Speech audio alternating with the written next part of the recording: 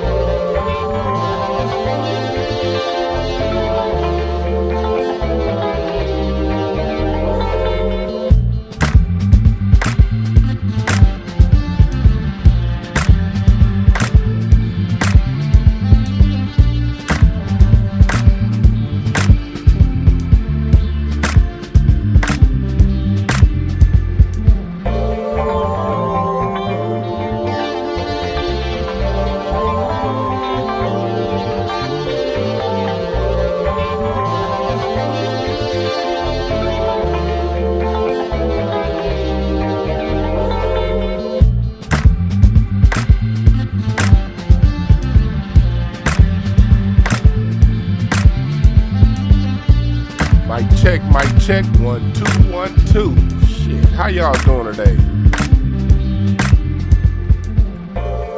Craig Facts will be live in Austin, Texas this weekend. Vulcan Gas Company, Friday and Saturday, 2 shows each. I've been at home resting up, getting ready for that, boy. I cannot wait. If you in Austin, Texas or near Austin, Texas, get your tickets now. What's up, LaRon, in the chat room? Joining me from Facebook. I'm back on Restream, so I got some Facebook folks in here, got some Twitter folks in here. Oh shit, I even got some people on Twitch up in this motherfucker.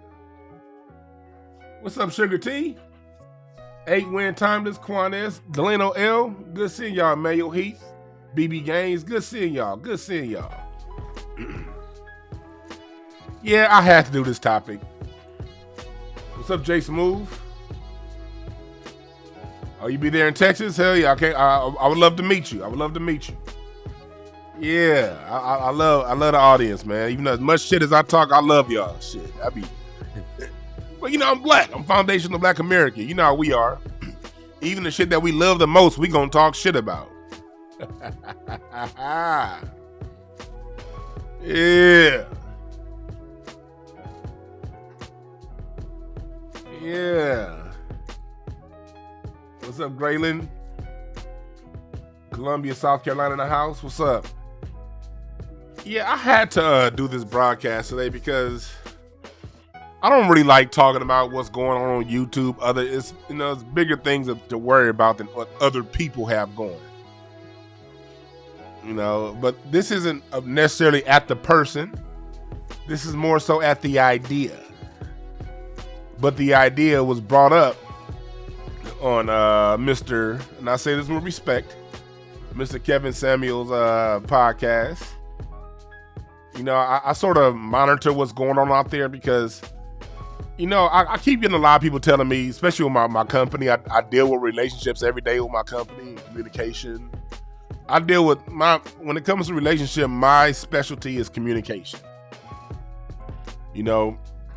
Getting people to communicate, because communication is key. What's your love language? What do you look for in a person? What makes you happy versus what makes them happy?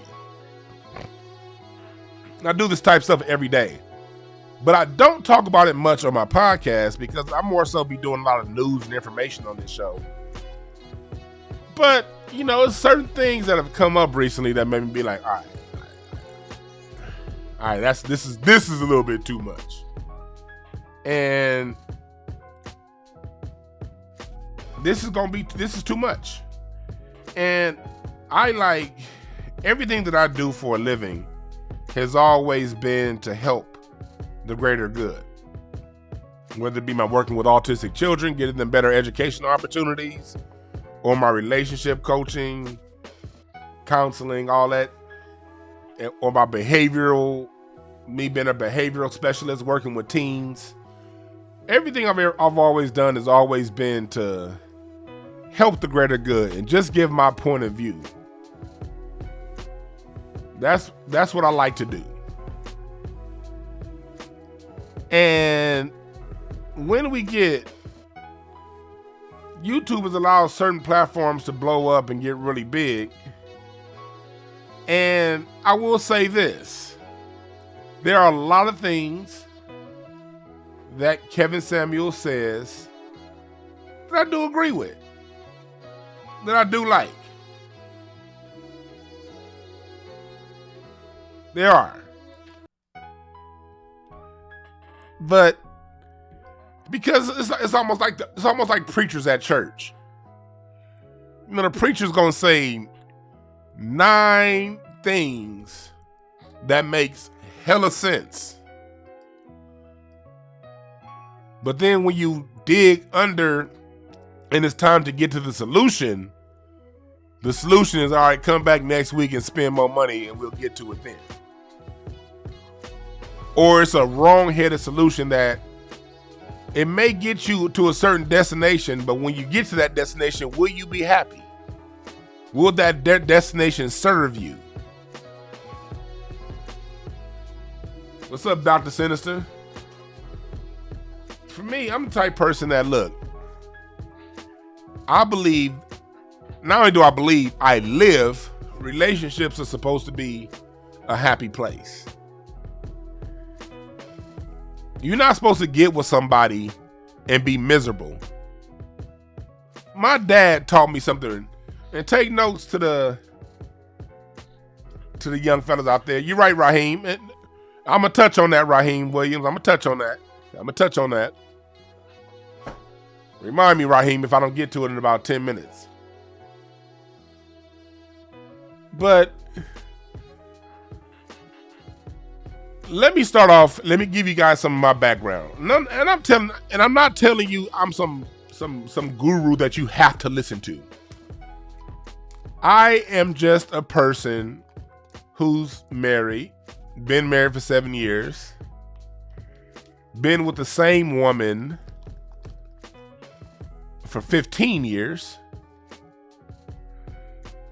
I come from married parents. My parents are married, still married. I fucking love my parents. So I got to grow up in a household, in a very fun, happy household. My grandparents, my grandfather's still alive. He's 97 years old. He was married to my grandmother up until she died. On my dad's side, my grandparents on my mom's side stayed married. My sister's married.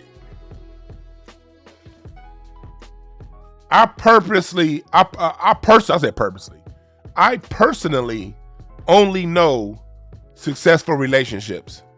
I don't know what it's like to live through divorce. For those of you who have, I'm not shitting on y'all. This isn't a slight to you. Everyone has their own experiences. Everyone has their own experiences. So I'm not to say I'm better or you worse or any of that. I'm just giving you a little bit of my background and the point of view I'm coming from. I'm coming from the point of view of someone who only understands not only getting with someone, not only staying with someone, but while you're with that person, still being happy. My wife's parents are still married. I only know what this looks like through experience. So I'm going to hit you guys with some information from the point of view of a man with experience, not some person talking relationships that's single or divorced or conceptual shit. Actual living proof. And there are people in this chat room who have met my wife, who've met my family, who will tell you with a straight face, oh, that nigga Dwann ain't joking. He ain't lying. He and his wife have fun.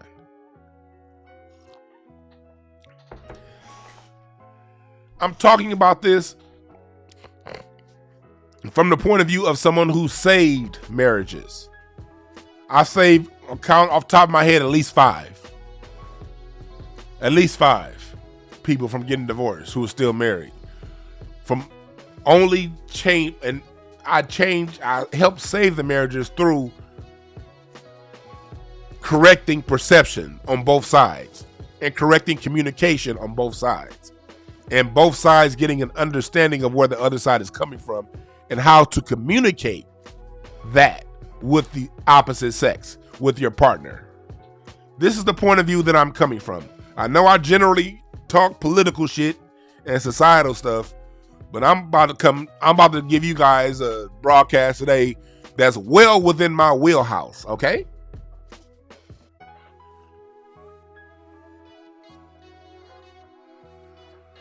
So,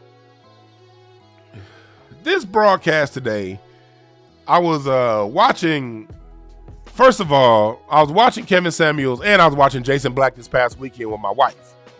Every now and again, me and my wife will sit together and we'll listen to some of these relationship coaches and relationship gurus. And I turned her on to both Jason Black and Kevin Samuels. Kevin Samuels, when he first hit, I was like, okay, he good, but the nigga sound like Jason Black. So I didn't listen to him for a while. And then I was like, you know what, before I get into judging, I don't like to judge people without having an extended amount of time that I listen to what they say. Not one broadcast, not two broadcasts.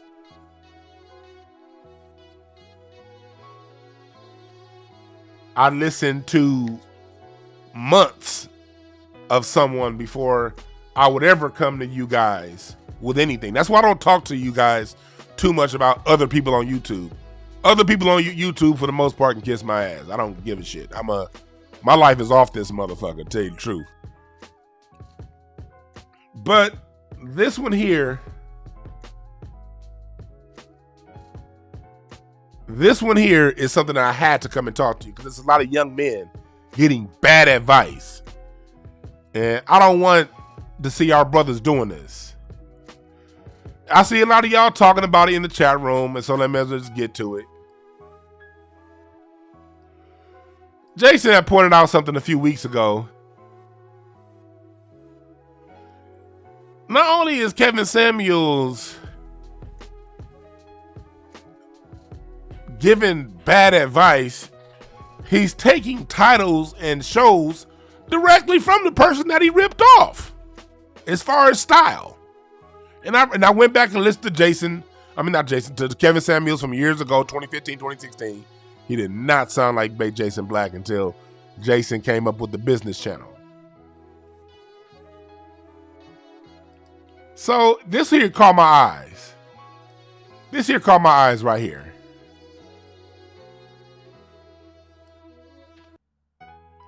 Jason had put up a broadcast while you're alone for the holidays.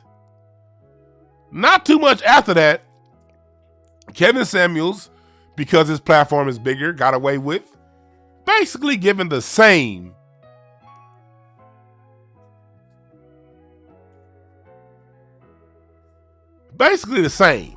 title. And I was like, what?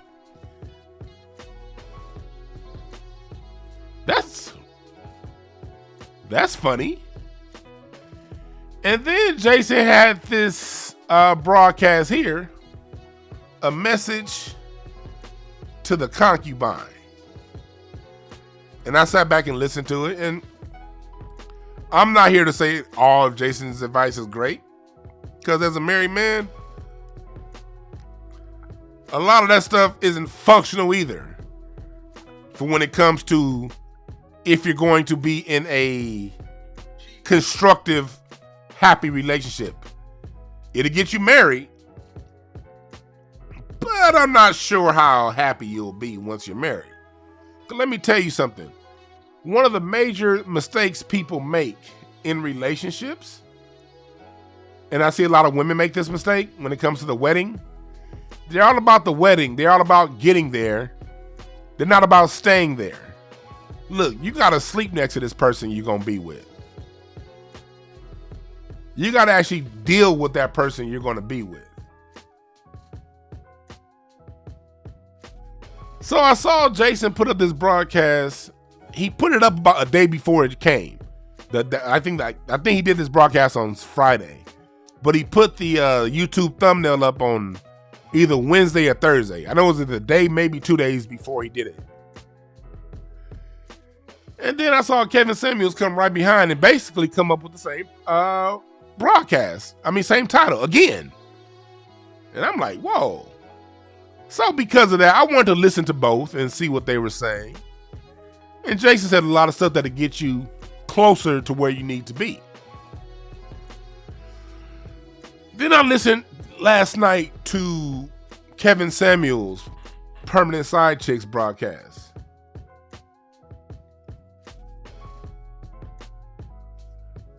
And you can see the major difference between the two. Same topic.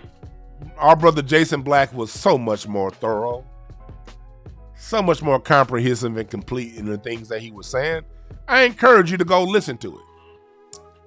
I'm not on YouTube trying to become a relationship guru. Although I do get asked a lot to talk more about it, because out of all these people, I'm the only one married. But I say, I have no issues with how our brother Jason Black does it. Kevin, on the other hand, flat out gives advice that not only won't work, it'll hurt you. And on one end, he talks about being a high value man. But on the other hand, he basically telling you to be some woman's bitch.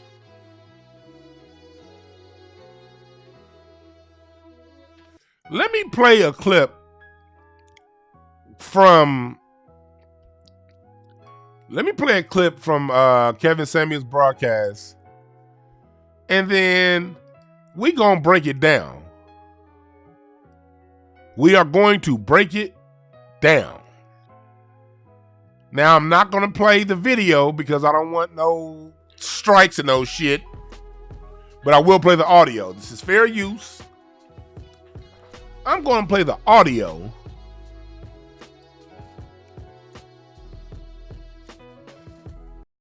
And we're going to listen to it, and then we're going to start breaking it down.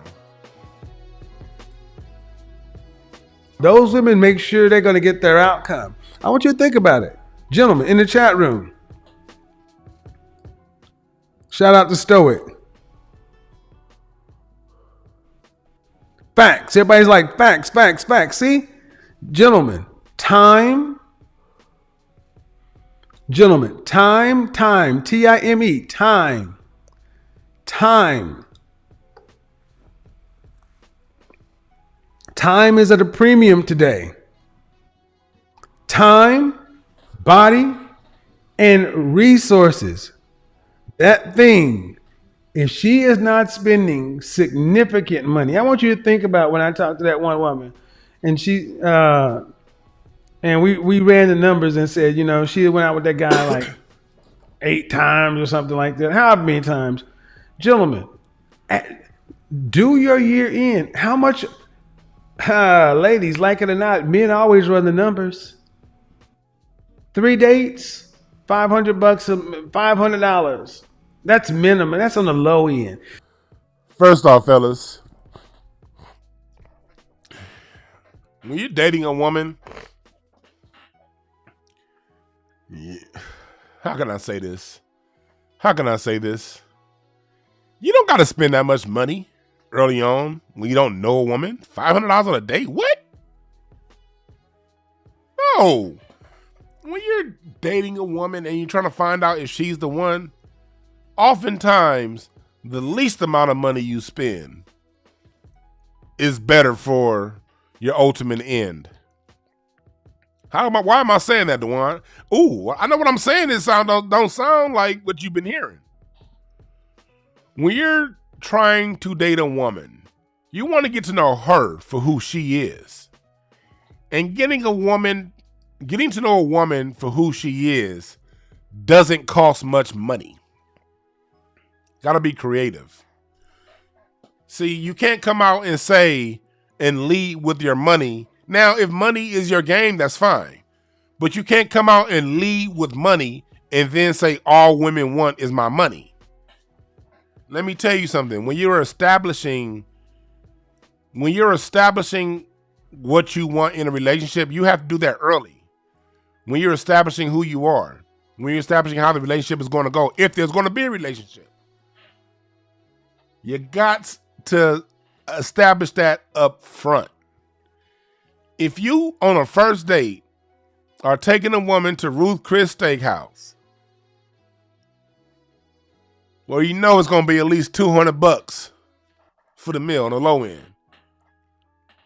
You're setting the basement bottom level for how you're telling her you're going to treat her. You can't come in the door spending money like that and then expect to one day back off and spend less and keep her happy. If you come in flossing money, you're going to have to keep flossing money. A good woman, I don't care how she dressed, I don't care how fine she is, I don't care how much money she makes. If you an interesting dude, you can have great early first dates spending little to no money at all. Walk in the park, beach. If you live somewhere with hills, drive up somewhere that has a scenic view. Little things. Dates that require you to talk and communicate.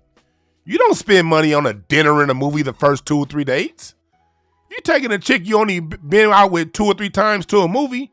That's 3 to 4 hours that you've been with her that you found nothing out about her and who she is. You better take women places where you guys can communicate. Wine bar. Cigar lounge. If she's into that. Places like that. Go downtown in whatever city you live in and whatever bar is on the high rise in downtown or midtown. They have a high rise bar with a scenic view. You get to know her. You don't go around shelling out money saying this is who I am and this is who I am, and unless you don't have anything behind that, because let me tell you something. People lead with their best foot. No different than basketball. You go in the hole, you're going to go with your strong hand. When you go to a job interview, you're going to lead with your best assets. You're going to put on your resume the things that you do best. No different than a date. You start with you. Because let me tell you something, fellas. We are the leaders. But let me tell you what being a leader means. Being the leader also means the first to put yourself out there. A woman responds to what you putting out. That's part of being a leader. Women fall in line with the direction you take them as a man, fellas. I don't give a fuck how much shit she talk. She gonna fall in line. if you got your shit together. That's why I always recommend you don't be out trying to look for nobody to marry unless you got your shit together. You get your shit together first. Or at least if you don't have your shit all the way together, you're on that path to having your shit together.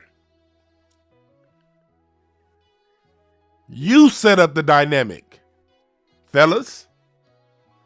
You create the environment that she responds to. And let me tell you something. If she's not responding to the environment that you created, then she's telling you right off the bat that she ain't the one. Read the signs. If she's not responding to the environment that you set up and created the way you want her to, then she's communicating to you that she ain't the one. Go to the next one. Like, look, dudes, are we the men or are we the bitches? And when I say bitches, don't take offense, ladies. I ain't talking about y'all. I ain't talking about women, because men can be bitches too. Are you the man or are you the bitch? Men lead. We lead through our action. Not through saying a few words. Not through spending money. But through who we are as a person, as a human. That thing that's greater than money. Who the fuck are you? A woman will respond if she's into you. If she's into you, let me say it one more time. If she's into you, she will adapt.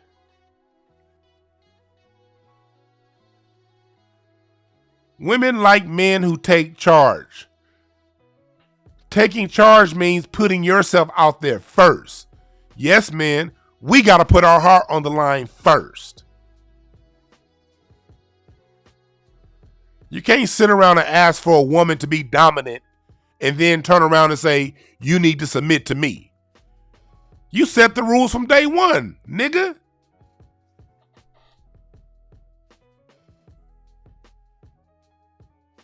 Let me keep playing this and then we're going to talk some more.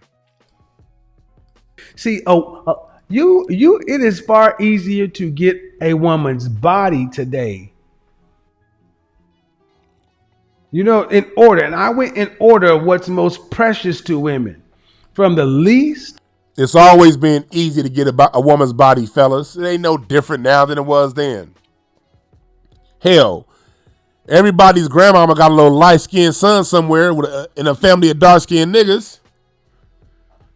Grandmama was fucking around.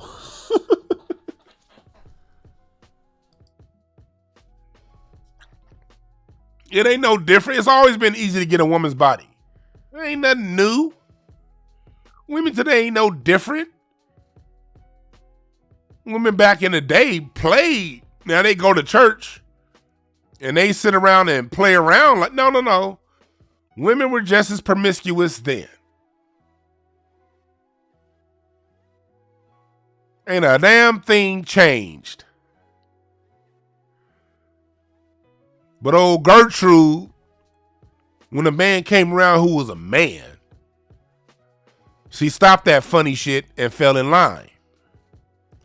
But before Grandma Sadie ran across John Henry, your great granddaddy, she was in them streets too. Ain't a goddamn thing changed. Women like sex too. And they always have. Let's keep going. To the most. Today, women are much freer with their bodies.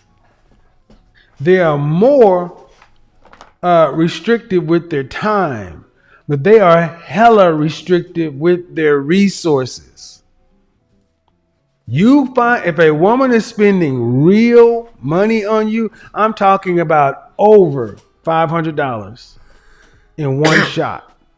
If a woman's over 30 years old, if you're dealing with a woman and she's over 30 and she hasn't spent over $500 on you, that woman in one time, she ain't serious. And that's the part right there that led to today's broadcast right there.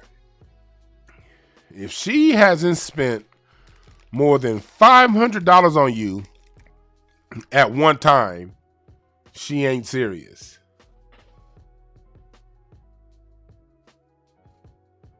This is where I got off the train and said, you know what? I got to say something about this. I hear a lot of bad advice, and most of it is like, whatever. I don't give a shit. I just go back to watching my Lakers play or some listening to music. But that part right there is what inspired me to do this broadcast today. Fellas, let me tell you, fellas, that brings us to today's topic. Turning men into bitches.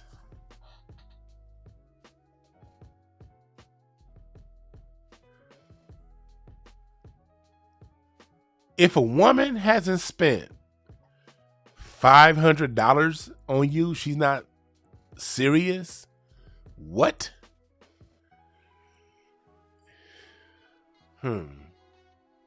Let me tell you something, fellas.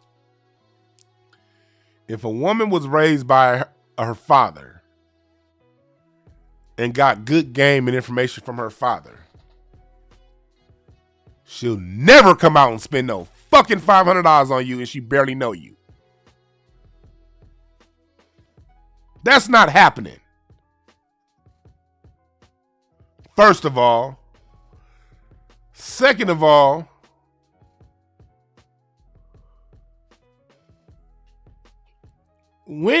since when do men look into what's in a woman's purse? Fellas in the chat room, am I missing something? Since when do we look into women's purses? I don't even touch a woman's purse.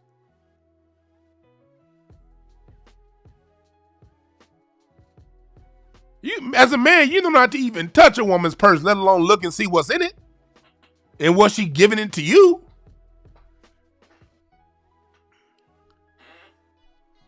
We ain't supposed to be out here looking into a woman's purse and what she's spending on us.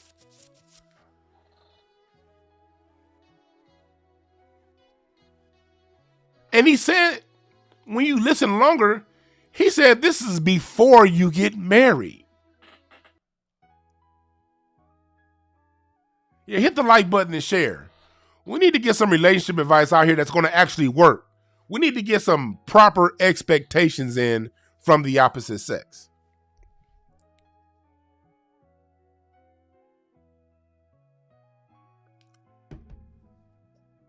Star Stud made a good point. If you pimping, I'm glad you said that, brother. Or I don't know if you're a brother one, but if you pimping, yeah. And I'm glad you said that. I'm glad you said that. Yeah, if you pimping, but we got a question. Are you pimping? Do you want to be a pimp or do you want to be a husband? Do you want a wife or do you want a hoe? Because there's two ways we can go with this. You break a woman's purse if you pimping. But pimp shit is boy shit. There's some advice my dad gave me. Two things my dad always told me since I was a kid. One, never fall in love with a bitch you can't stand. Basically what that means is if you ain't really fucking with her like that, and you know you ain't fucking with her like that, let her go. Don't stay around and fall in love knowing you ain't really fucking with her like that. That's one. Two, I lost my damn train of thought. Damn it, Dwan. I said never fall in love with a bitch you can't stand.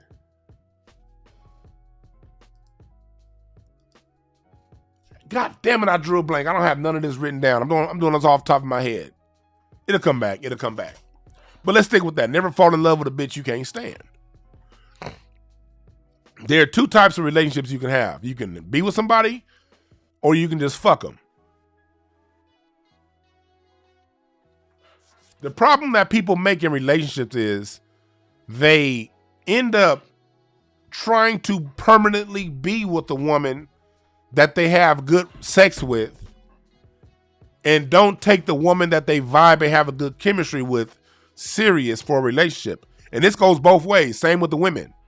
One of the biggest mistakes I see in relationships is people try to marry the jump off, the one that has great sex, but you don't have anything else in common.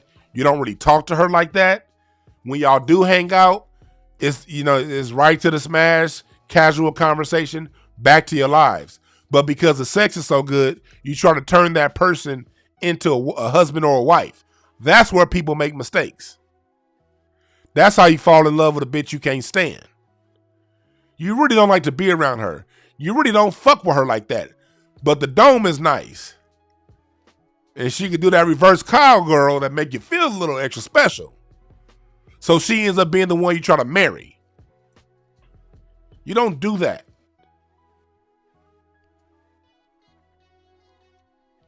You marry the one that you can spend all day around. I see women make this mistake a lot. They'll have a certain dude that they love to be around. They can spend all day around him. You call him, you talk to him. You love being around him, but he's just too nice. He's this, he's that. And then you got the nigga over here, got a baby somewhere else, ain't committed to anything, not even a goddamn proper job. And he laid down right now, you want to marry him. That's where you make the mistake. We make bad decisions. We come across these people that we have really good chemistry with, really good relationships with. And this is everyone. This isn't just me. This is all of you.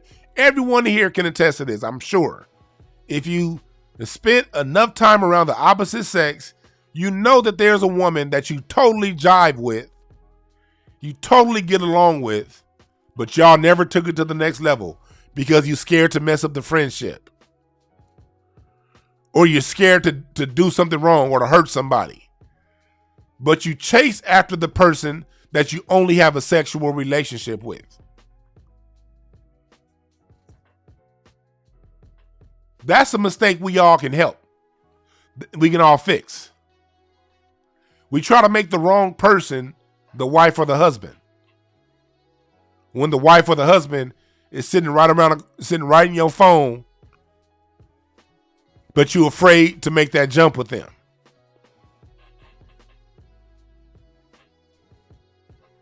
So never fall in love with a bitch you can't stand. If she's just a smash, if she's just a jump off, keep it that way. It's not going to get better because you're married.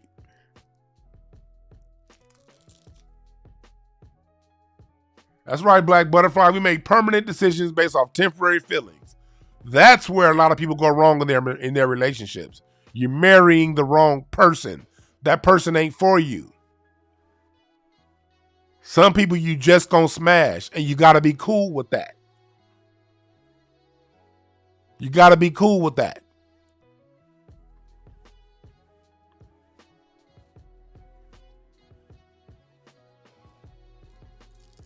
Another thing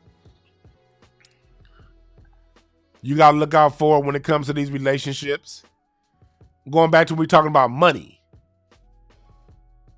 pimp game. Now, if you want to be a pimp, if you want to pimp these hoes, then yeah, get that money. But let me tell you something. That's not going to last for you in the long run. That's not a long-term thing. You should never be looking into a woman's purse. A woman, it's a man's job to provide. Look, just because things have changed in this country recently with the economy don't mean the rules of nature change. You have holes and you have poles. Take some notes on this game I'm about to drop for you right now. You have holes and you have poles. The pole giveth, the hole taketh. Poles and holes. Men have poles, women have holes. That's God right there telling you the dynamic and how it should be. Men give, women receive.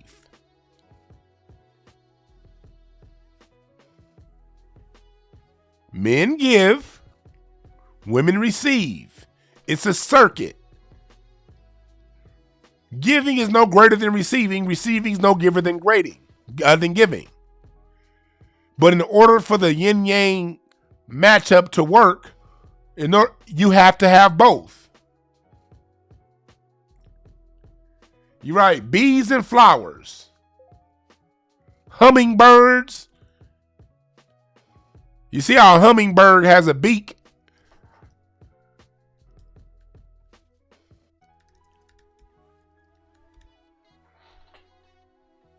Hummingbirds and flowers. That's nature. This here is nature. Look at that hummingbird. Look at the hummingbird's beak. The hummingbird soars into the flower.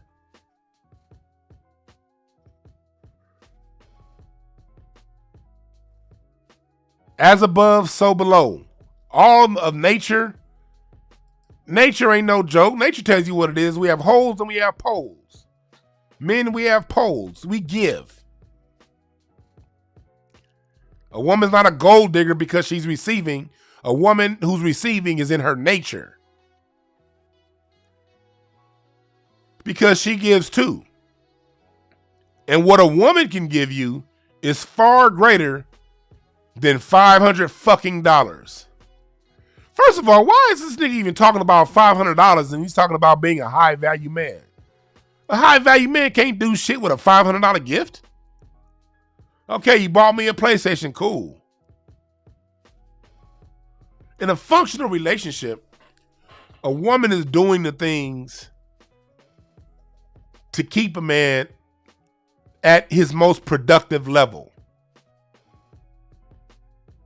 Fellas, when you're looking for a woman, you're looking for a woman that can turn a house into a home.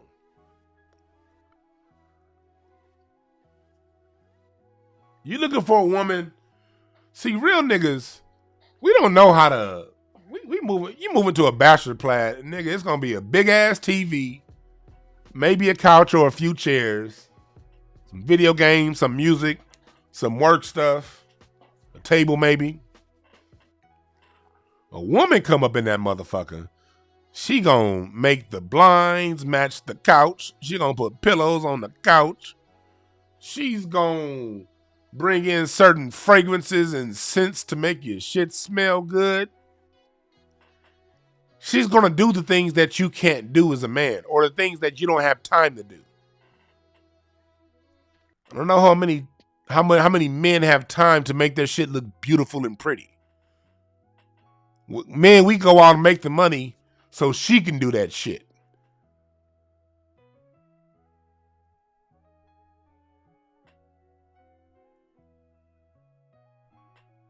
When she receives, she turns your shit into a 10. You gotta always have women in position to receive. When you put women in position to give, you're now making her the dominant person in the relationship. Because the person putting the money in to the relationship, that's the person that has a voice now. Now, if she's putting in and paying money and she's going around and she's putting you in position to make money to receive from her, now she has a voice. Now, nigga, you better listen to what she say. She paid for that. Ooh, but now I'm the man. I can't listen to no woman. She always thinks she running me. You hear me say that? She thinks she running me. You got these women that talk too damn much. Let me tell you something, fellas. If you got a woman putting out money, it's a guarantee you gonna have a woman that talk too fucking much. Going back to the laws of nature. If she putting it out, that means she gonna have a voice on how shit's done. And that's only fair. You can't sit around talking about how dominant you are, how you gotta listen to me, and how you gotta do it my way. But baby, I can't afford this PlayStation. Go ahead and spend some money on me.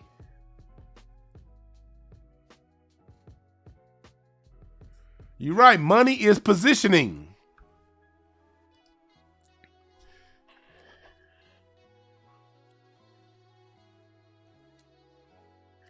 Money is positioning. And he's going around talking about women working as if it's something new.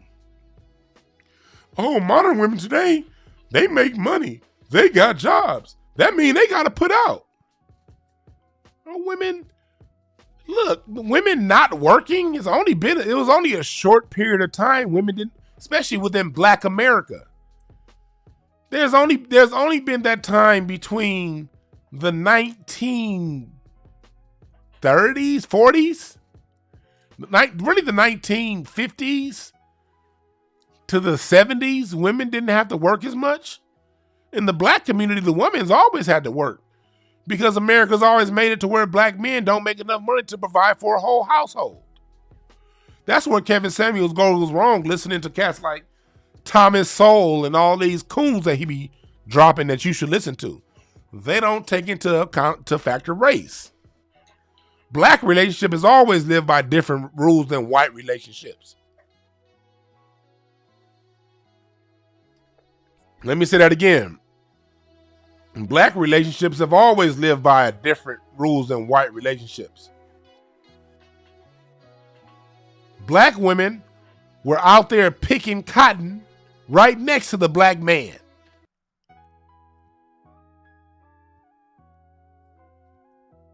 And during slavery,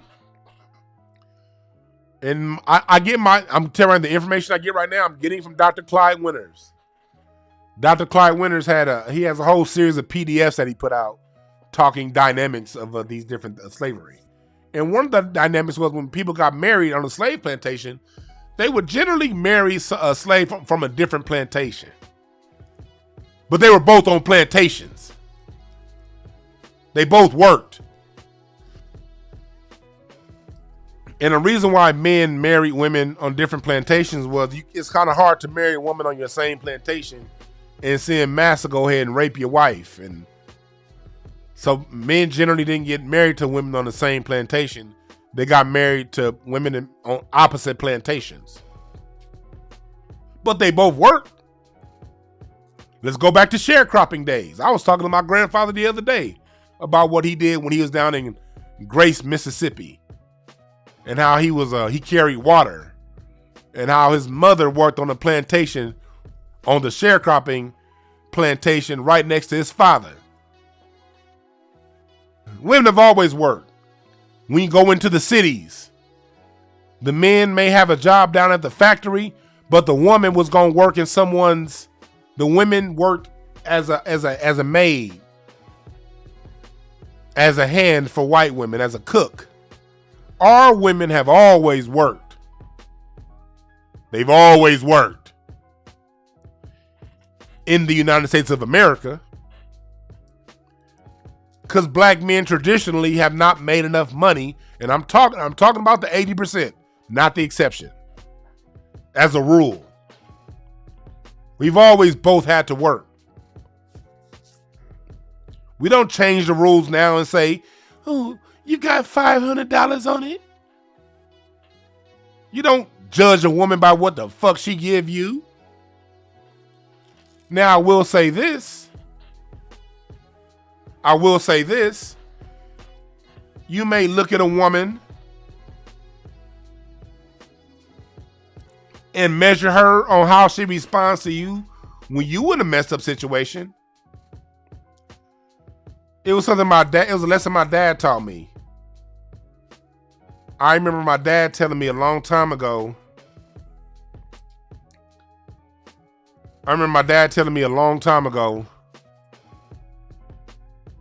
That when he got with my mom, my dad was telling me that, he had like LA players do. My dad had the long Cadillac. My dad was in a tight pinch. He was in a squeeze. And this is back in the 70s before ATMs really became a thing. And his car battery went out over the weekend. And he didn't have the cash to get a new battery.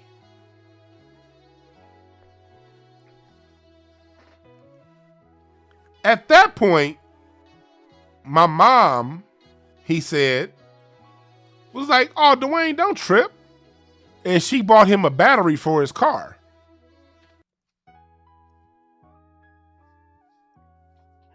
And when I talked to my mom about that same story, my mom said that in her point of view, it wasn't about the money. It was about, she saw a man that's doing his thing. And all men that do their thing come up on rough patches. She was like, what am I going to do? Let him just suffer all weekend when I got the money sitting right here? And then when my dad said, he said that got him to see that, okay, she's down for me. She's not judging me off what I have. She's not judging me off of a look, off my Cadillac. She's there for me.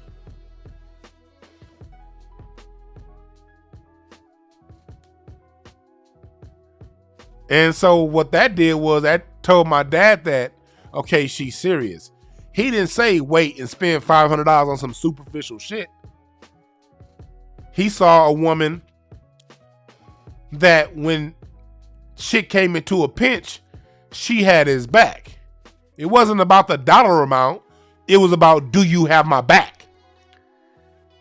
So you know what my dad did? Unlike what the mistake a lot of dudes make, that made my dad look at her as serious. And he later on proposed to her. And they got married. And they had me. Bless the world, DwannBrown is here. 1981, June 17th, my birthday. And they've been together ever since.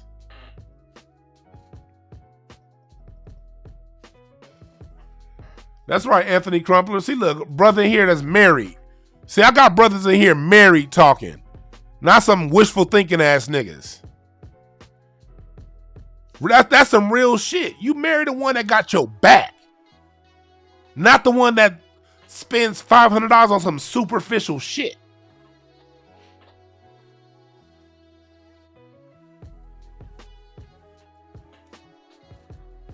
The one who got your back. Fellas, if a woman makes a move to show you that she got your back through thick and thin, you better wife her up.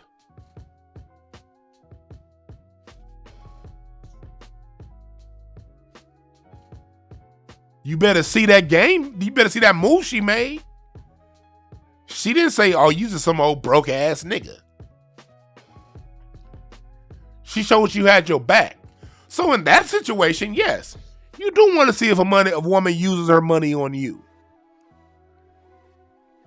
In an extreme situation like that. But then as a man, you turn it around and you give her a lifetime of provisions and providing and love. Hell, I went to go see my parents the other day. I think it was a Sunday or Monday. No, Sunday or I think it was Sunday or Monday. I tried to go kick it with my parents. They both retired now. They weren't at home. I called them like, where y'all at? Shit, these niggas is out at a casino somewhere. I'm like, God damn it, y'all always rolling somewhere doing something fun. I'm 40 years old. My parents been together over 40 years, and they still go out to the casino to have fun.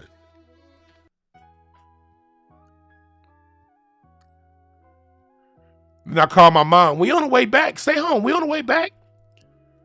We gotta take care of my sisters is going to a concert, and my dad went out to the casino like at 6 a.m.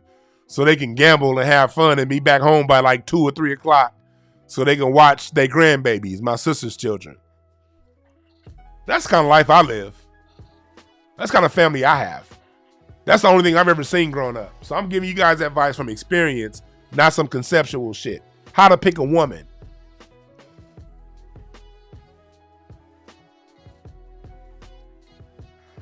You got to be the man. Let me talk to you guys a little bit about how I knew. This is how I know what I'm telling you is real. I remember when I got with my wife. Were there certain things I was looking for in her? Yeah.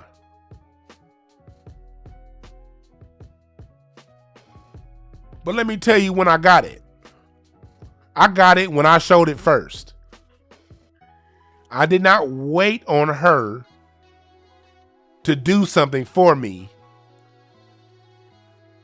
to show her the high value man that I am. I did it. And when I did it, I got it back. If you want a successful relationship, fellas, you put yourself out there first. It's a man's job. As a man, we have to be willing to get our heart broke first. We men, we can take it. It was something he said, I'm going to keep playing his video. It's something he said, basically saying that she has to leave. Let's keep listening, and then we're going to come right back and talk. She ain't serious. Because she will spend more than that on a pair of shoes. She will spend that, or women. I want you to understand. Why are you worried about what she's spending her money on? She earned it. Barista at Starbucks. I'm talking about I'm a PhD. You know, I mean, you're a PhD. You got a bachelor's. You making 70. Hold on, before I even go to the next part, I don't even want a woman spending money on me like that. Look, as a man, that shit don't even feel right.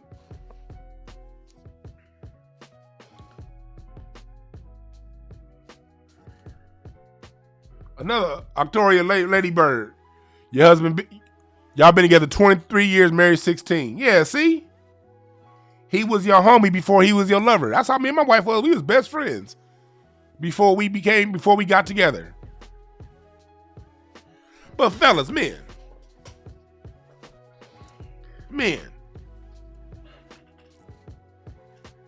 she'll spend that on a pair of shoes. And she spent the money on shoes. Cool. Why are you measuring?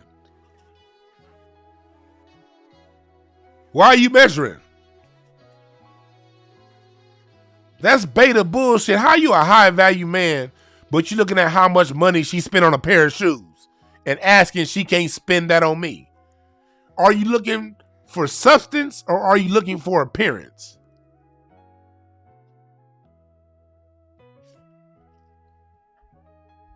Ivor, together 11, married 3. See?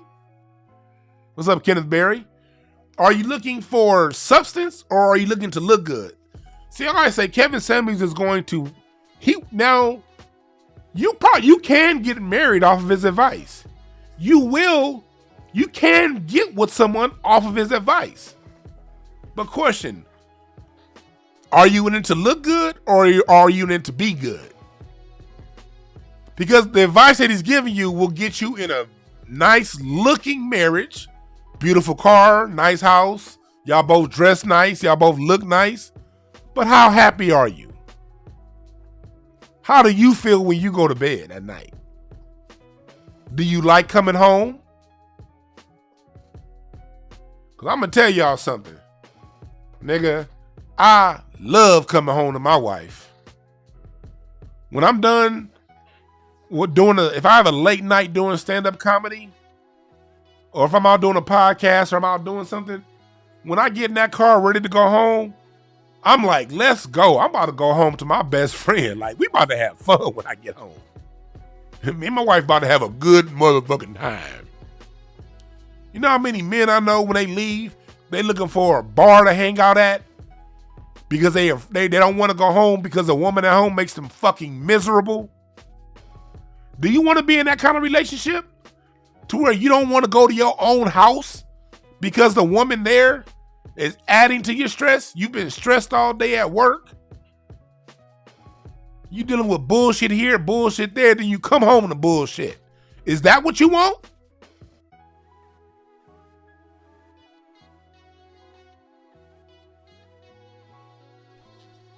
Shit, you listen to me, you gonna come home to something that you love coming home to. That's the only thing I can teach you. That's all I know. All I know is coming home to someone I love and love being around. I used to listen to my dad talk about his coworkers. My dad, as soon as he got off work, he rushed on to be with his wife, my mom, and us. And he talk about his coworkers that would always try to get him to go out and drink after work. Pops be like, drink for what? I want to go home. People got to drink before they come home because they got with somebody in a relationship that looks good, it sounds good, it feels good. It's a great image. Oh, I married a woman with a PhD that does this, and she bought me this. Then you go to spend time with her and you can't stand her monkey ass.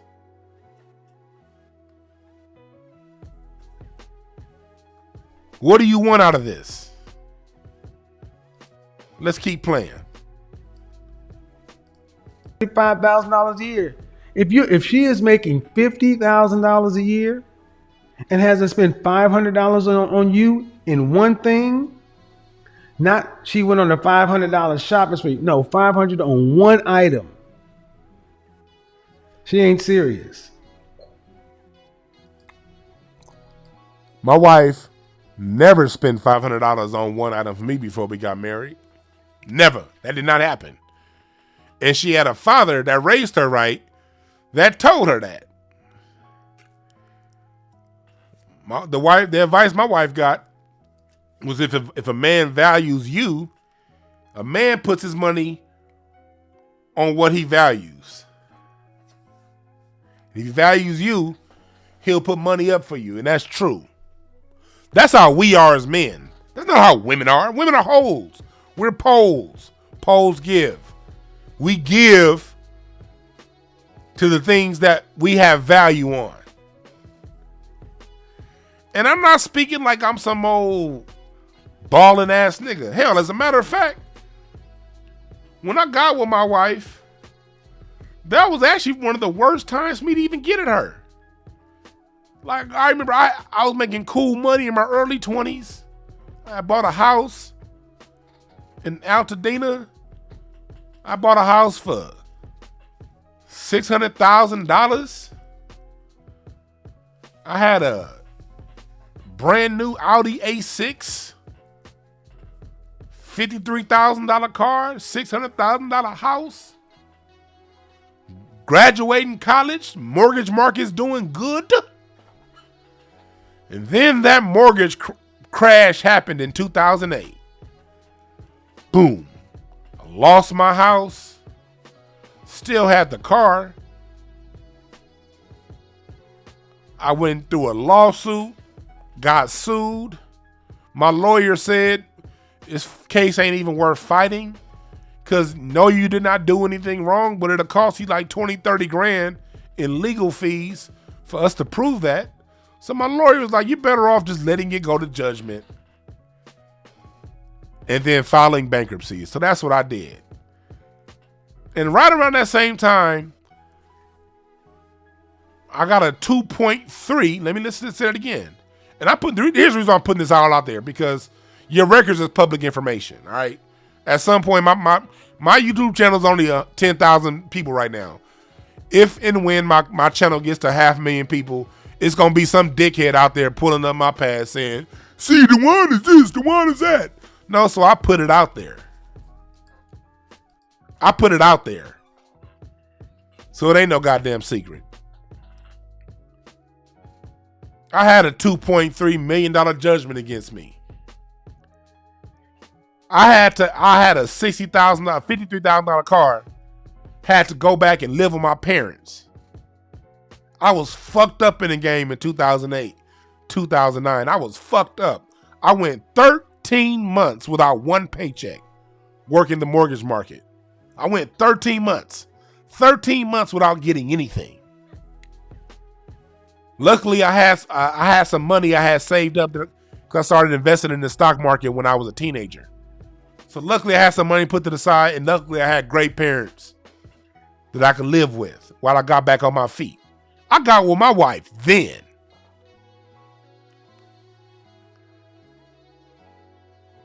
I didn't have money to spend $500 on a date for her.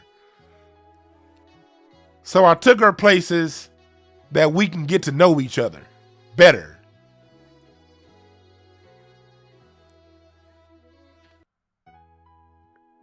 She saw that I was a real one. That no, I did not have it the way she was used to getting it. But she saw that I was on that path. I was on that road. Fellas, what does that tell you? You can't just be talking about your vision and want a woman to buy into your vision. A woman's only going to buy into your concept for so long. You have to actually be putting your feet to pavement and going out there and doing it. And she'll see you putting in that work if you genuinely doing it and you genuinely honest. I'm speaking to the fellas who are out there to be genuine. I'm not talking to you game playing niggas. I'm not here to play game. That's the thing I forgot that my dad told me that I drew a blank on earlier. The second thing my dad told me was you never play games with women. You don't play games with women.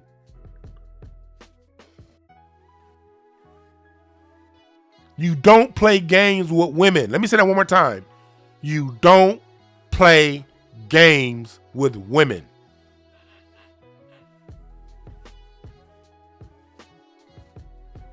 You be straightforward. You be straight up, fellas. A woman knows when she's being played, but some woman, depending on how desperate she is, she may allow you to play. But that's only going to last for so long. Because if you play games, fellas, she gonna play games too. And women are better game players than us. If you playing games, she gonna play games too. And she's a better game player than you are. You don't play games with women.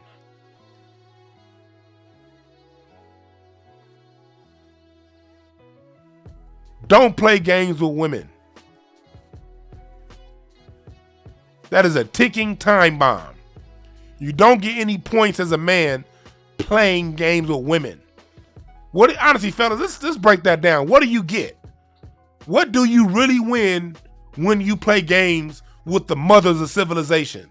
Someone that you want to ultimately raise your children. What do you gain out of that, fellas? Because a woman to do whatever your program says to do. If you upfront, if you the kind of fella, look, every man ain't gonna be monogamous. If you the kind of brother that you're not monogamous and you know you can't be monogamous, tell the fucking truth. I guarantee you're gonna find 3, 4, dozen, 200 women that's down for whatever your program is if you are honest with your program. There are some women out there who believe in their heart a half a man is better than no man. And she'll truly play that role along with you and share you with other women if you're honest. I look at my Uncle Doug, rest in peace. My Uncle Doug, he's not really an uncle. He was a neighbor on our house, but he's Uncle Doug because he was basically my dad's life from the time my dad was a child. And Uncle Doug told my dad this information, this game. Uncle Doug had a wife and 2 girlfriends to the day he died. And I would see Uncle Doug when I was a kid, South Central LA. His women would sit there and discuss who he's going to spend the night with that week. And they were down with it. And they were all with him through the day they died. Because Uncle Doug told them flat out what the game was and what it is. And all 3 were happy. No, Rob Trimble, they did not scrap at the funeral. Uncle Doug and his 3 girlfriends were always cordial. They were always cool. It was always cool. It was never any issues. Because Uncle Doug told them what it was from jump and let them make the decision. Women ain't stupid.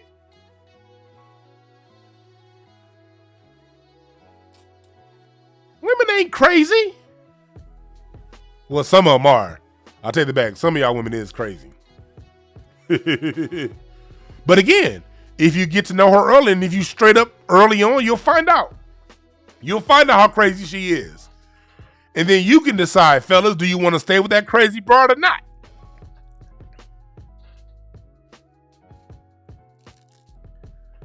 I remember I used to go over Uncle Doug's house when I was a kid. When he was 2 doors down from my grandparents. And he'd have a joint in one hand, a cigarette in the other hand, and a glass of Hennessy in the hand that he's holding the cigarette in. Playing dominoes. Aunt Lily would come by and she fix him a plate.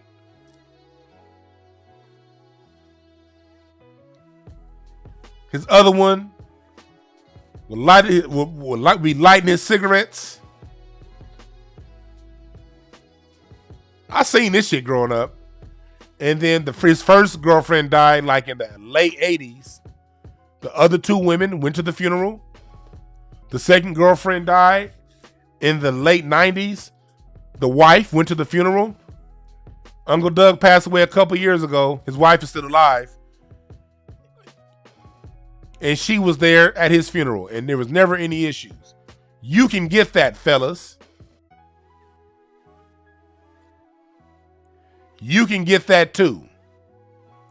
If that's what your heart desires. Me personally, I can't deal with that kind of drama. I'm one woman for me, man. Shit, I ain't got time for all that shit. But some women can. Some men can. That's right, Mickey Knox. You ain't got to lie to kick it. That term gets used so much, but people don't really understand how deep that term goes. You ain't got to lie to kick it.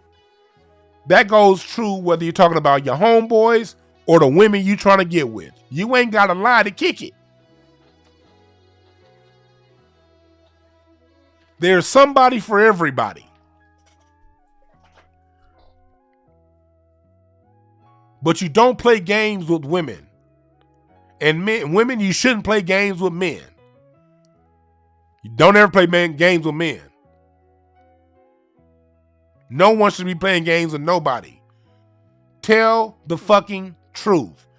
There's no honor in being a player.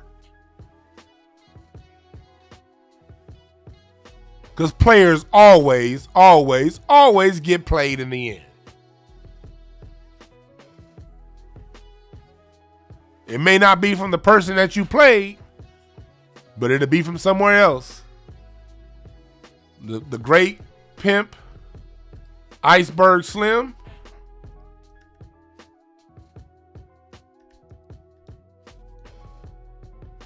Iceberg Slim, one of the coldest, knockdown, drag out pimps of all time.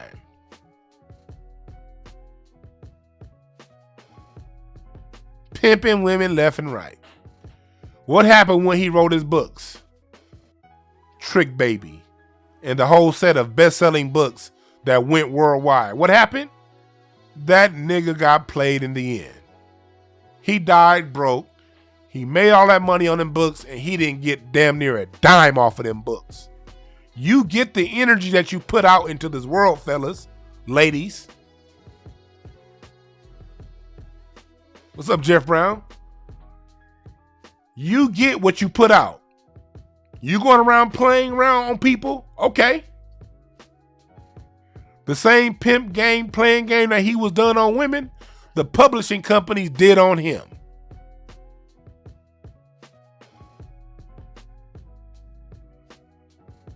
Don't play with people. You don't fucking play with people. You be honest.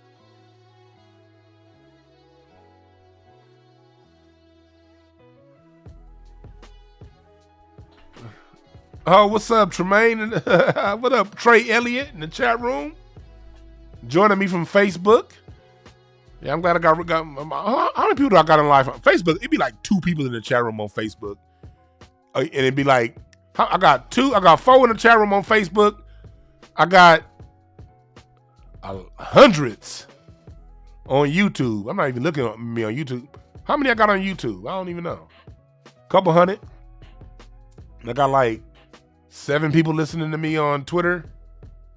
Thank y'all for listening. But you don't play games with people. If you don't want to be played, be straightforward. As a man, you have to be willing to get your heart broke first. You can't put that on a woman and tell her what she needs to do first. Men lead. Holes and poles. Poles lead. Holes receive.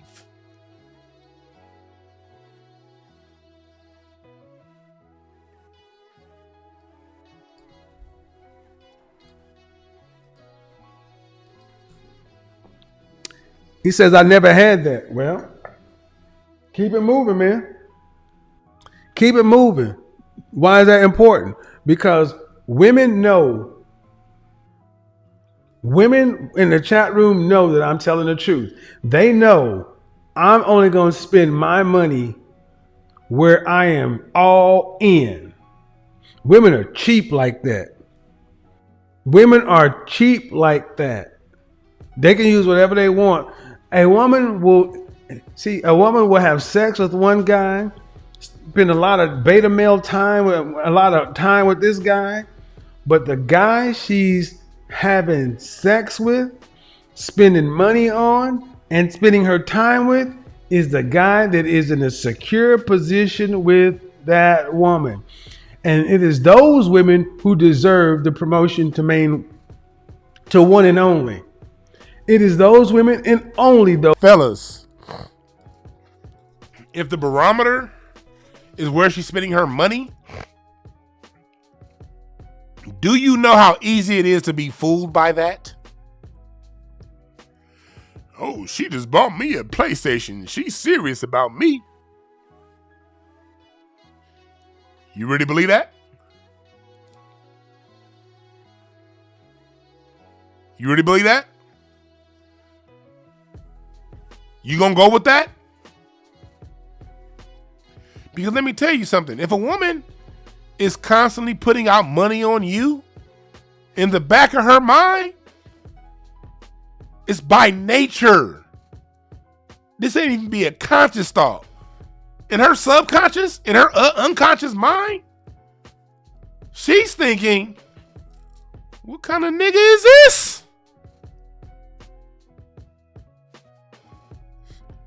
A woman can't have the highest level of respect for you, man, if you're looking to be kept. Women get kept, men don't. There's no such thing as a kept man. Like I said before, a woman will play games with you for a while. If she's feeling real down or real lonely, she'll fuck with you for a while. But when a real man comes through and he's acting within his nature, you're done. You're done. When a man comes around and he's acting in his nature around that man is going to now take her mind. And once her mind, the OJs had a song a long time ago. Your body's here with me, but your mind is on the other side of town. Your body's here with me, but your mind is on the other side. I love when they go into unison in that part. They sing it in harmony. Your body's here with me, but your mind. But right when they go to this part, the other side of town. The OJ's go into unison right there. Ooh, that shit sound good. Y'all know how much I love music. Damn it. That music from the 70s told you some shit, man. If you over here looking for women, fellas, if you looking in a woman's purse to see what she's spending on you, the minute she run across a real nigga, you gonna be dealing with what the OJs was talking about. Your body's here with me, but your mind is on the other side of town. Her mind is gonna be with that man that's acting like a man, because that's what nature told her mind to do. We can't outgame nature, fellas. We cannot outgame nature.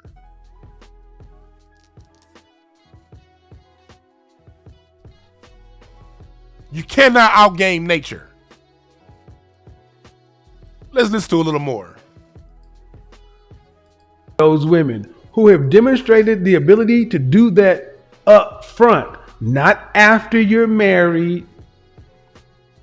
Up front. He says to do this up front. Let me tell you something, fellas. A woman that was raised right ain't gonna give up the milk without buying a cow.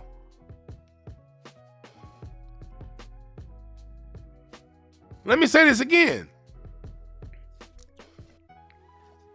Most women you want to marry ain't giving up the milk without buying a cow.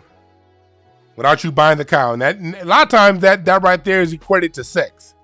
No, women that have sex with you. Women aren't these things that they try to make up and. No, women that have sex with you. No doubt. But going around spending money on you and you have not committed? Your boy, fellas, is leading you to a trap. That's why I had to have this broadcast today. Because if that's the expectation that the men have, that means the men are going down a trap. Now you about to be played. Now you're about to be played. Do you want to be a pimp or do you want to be a man? Because I hear people come in all the time saying, "Well, that's some pimping." Well, if you on some pimping shit, then yeah, you're gonna get with a hoe. That's the rules. Niggas love going around talking about some pimping this, pimping that. That ain't pimping. That's why I never got into that. So I love my man Ice Cube. He said that on his Laugh Now, Cry Later album. I ain't no pimp. I'm a man. Because pimps attract hoes. Law of attraction. You meet that in life which you are.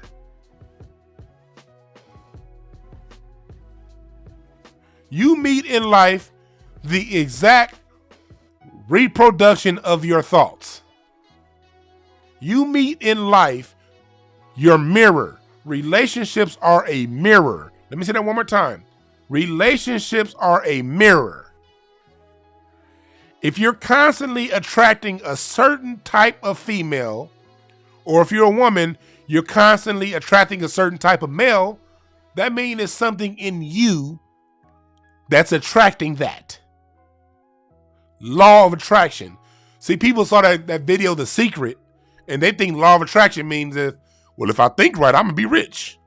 If I think I'm rich, I'm going to attract money. No. That's not what it is. You attract what you are. So if you on some pimping shit, you're going to attract hoes. Now, a pimp, if a pimp gets married, he's probably going to marry one of his former hoes. But that pimp married the hoe knowing that the hoe's always going to be a hoe. She's still going to go out and be, you cannot change a hoe. A hoe's going to be a hoe. If you're the kind of man that's okay with a hoe being a hoe, she's going to still fuck around and do these other things that hoes do, and you're okay with that, then hey, hands off. Do what you want to do. Because I don't see any right or wrong when it comes to relationship. You define what you want in the relationship. You define what it is, and you live with the integrity of taking all that comes with what you wanted.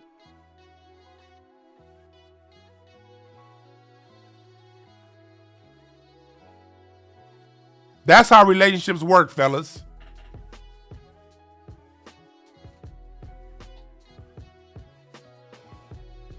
If you're okay with marrying a hoe, then fine. I don't have any issues with hoes. I ain't got no problem with hoes. Hoes are necessary. Hoes are very necessary. And if you're a hoe out there and you're a woman and you know you a hoe, DwannBrown got love for you. I am not judging you at all. If you the kind of if you a pimp nigga and pimping is your way, I am not judging you. Let me make that very clear. I'm not judging you. I'm speaking from the point of view of what do you genuinely want to attract? Because you have to get clear on what you want to attract.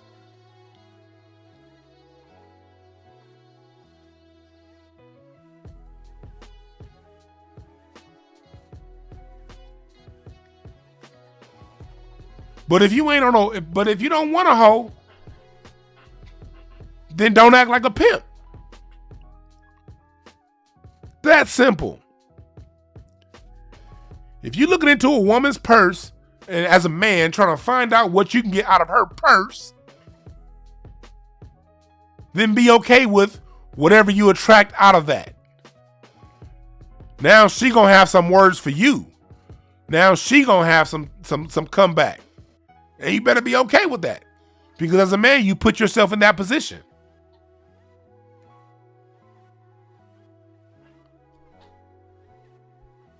Let's keep playing.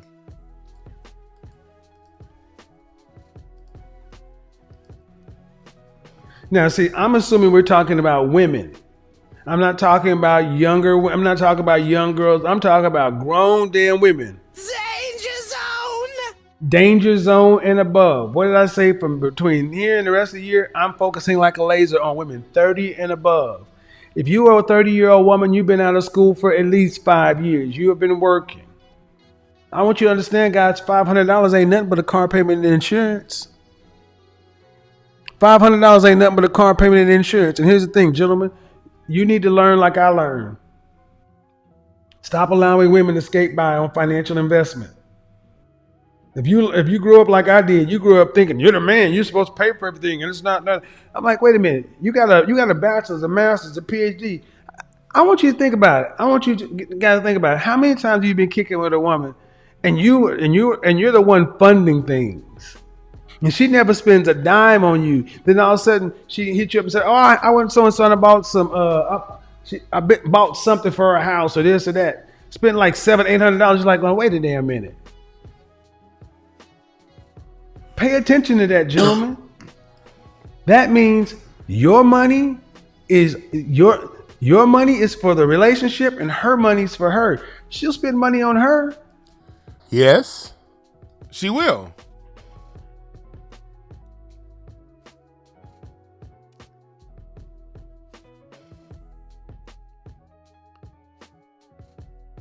She'll spend money on her. Yes, she will. So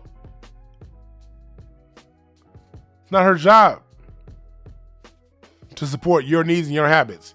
And I'm telling you now, I'm coming from the point of view, when I got with my wife, I was dead broke. I still never looked at her purse.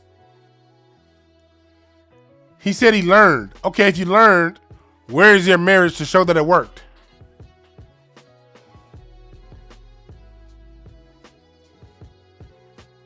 If this is the way you're measuring it, show me the proof that it works.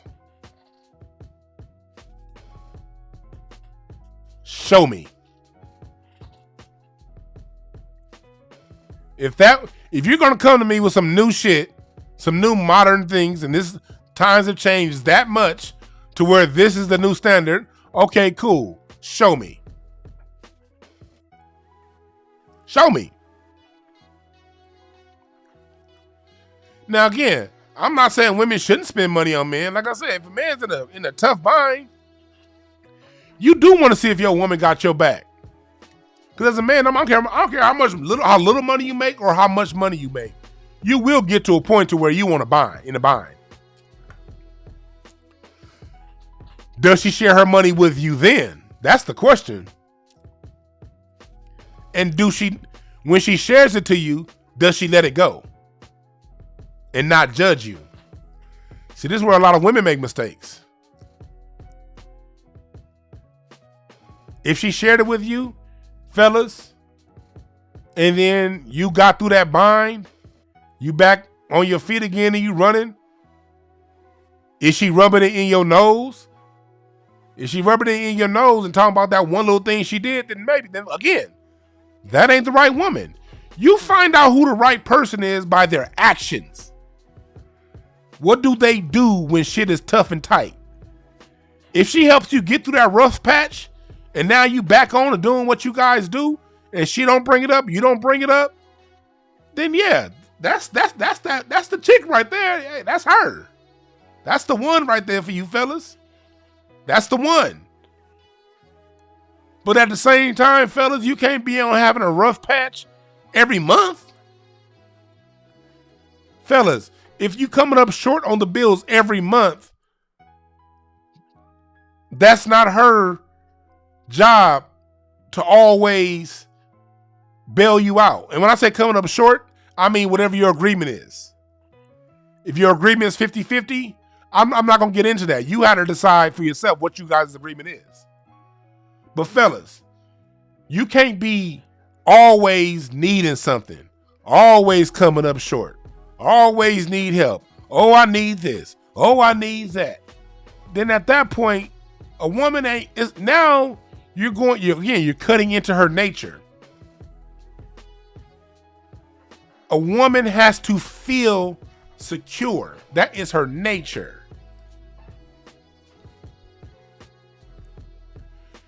If a woman doesn't feel secure, then you don't have her in her nature. Let me tell you something, fellas. It all comes back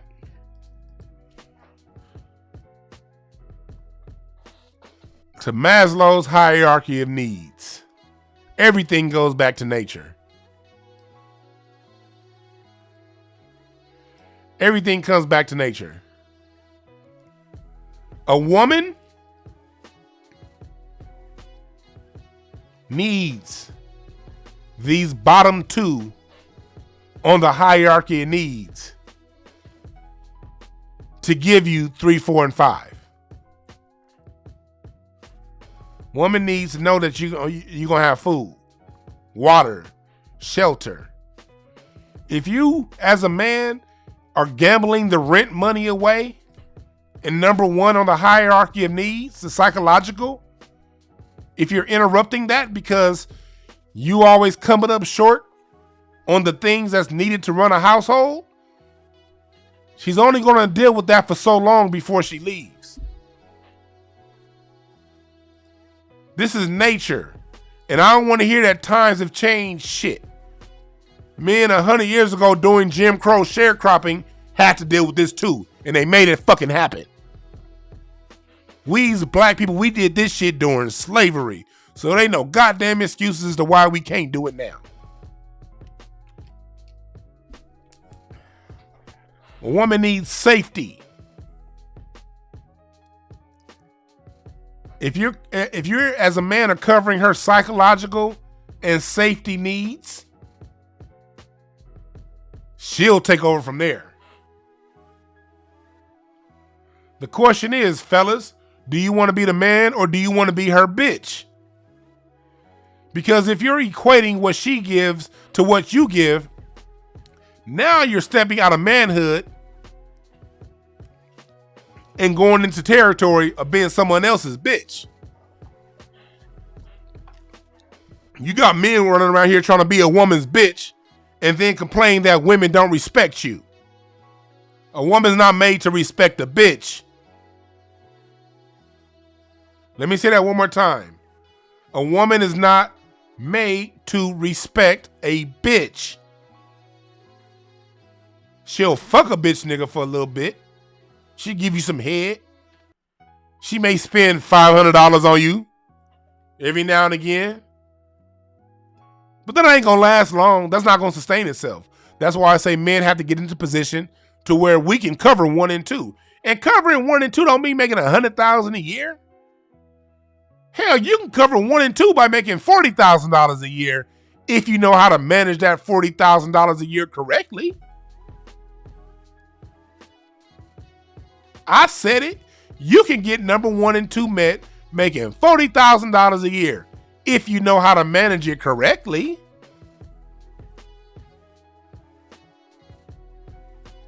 If you know how to be resourceful and take care of business. You make 40, she make 35. Y'all may have a 60-40 split on, and this ain't got nothing to do with splitting bills. You still may split bills. You pay the mortgage or the rent, and she may cover the direct TV bill and the house bill or whatever.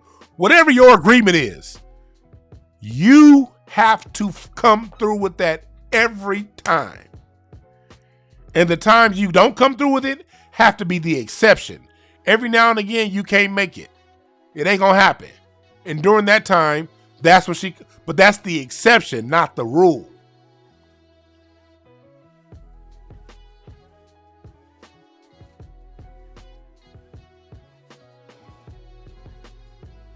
Another thing, fellas, if you're making 40 grand, you shouldn't still be making 40 grand a year 10 years later.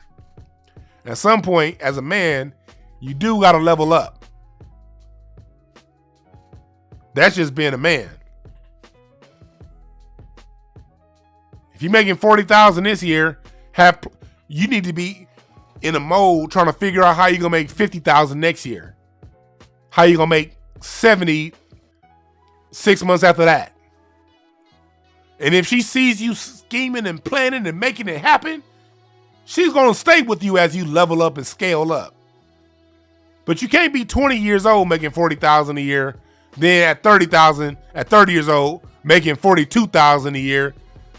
But the whole time you've been talking about your dreams. You can't be one of those one day I'ma do ass niggas. Fuck that.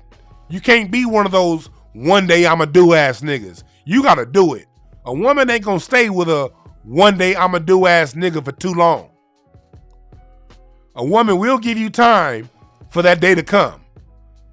But if 5 years go by and you still talking about it, and she sees you've done nothing to get off your ass and make that happen, she's gone.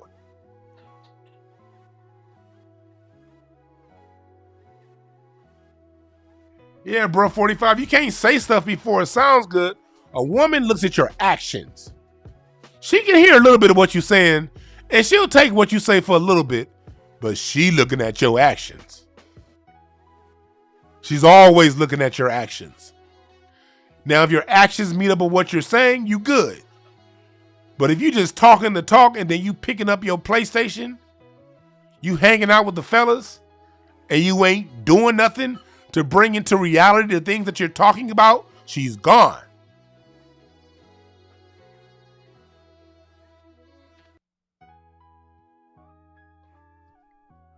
I had to do this broadcast because I don't need fellas getting bad advice. It's a lot of good dudes out there who didn't have a father that raised them and showed them this, who didn't have proper directions. So they go to people like Kevin Samuels because they're looking for that direction. But if y'all take this advice, y'all gonna lead into some bullshit ass relationships. Yeah, you may get with somebody, but you gonna be in some bullshit. I'm trying to help you get into some shit that you're going to be happy in, that you're going to like. That's what I'm trying to help you do. Something functional. Something that you look forward to coming home to when you get off work.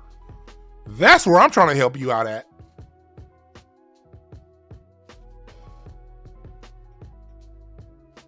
I'm going to do a part two. Chat room, if you want me to do more relationship talk like this on this show, hit the number 1. And also, I'm opening it up. Email hotepish@gmail.com if you want me to touch on any particular topics involving relationships. Hotepish@gmail.com. Email me y'all topics. I'll fucks with it. And I do have some webinars coming up pretty soon too. I have a whole series of communication workshops coming for you guys.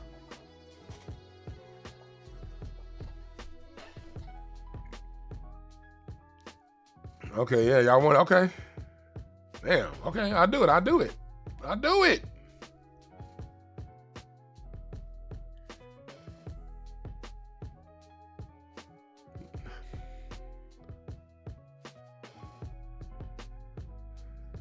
Let me play one more part and then.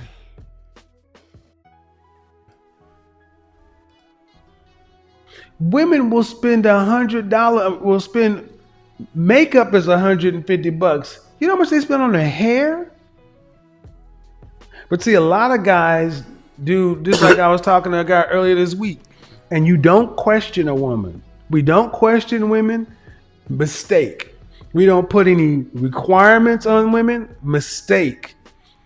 And he's like, well, not allowing women to move with under a financial cloud, meaning you don't know what they're doing. Mistake.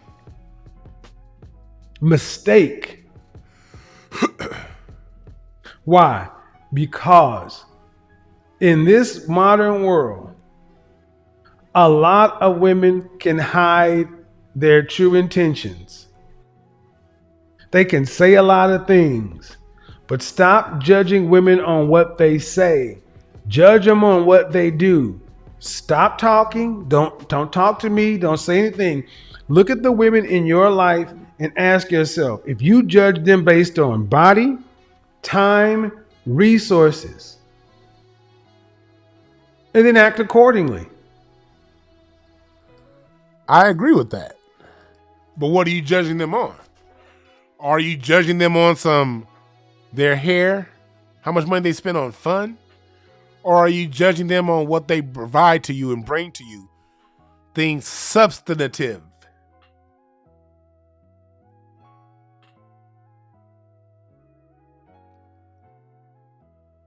It's not about a look.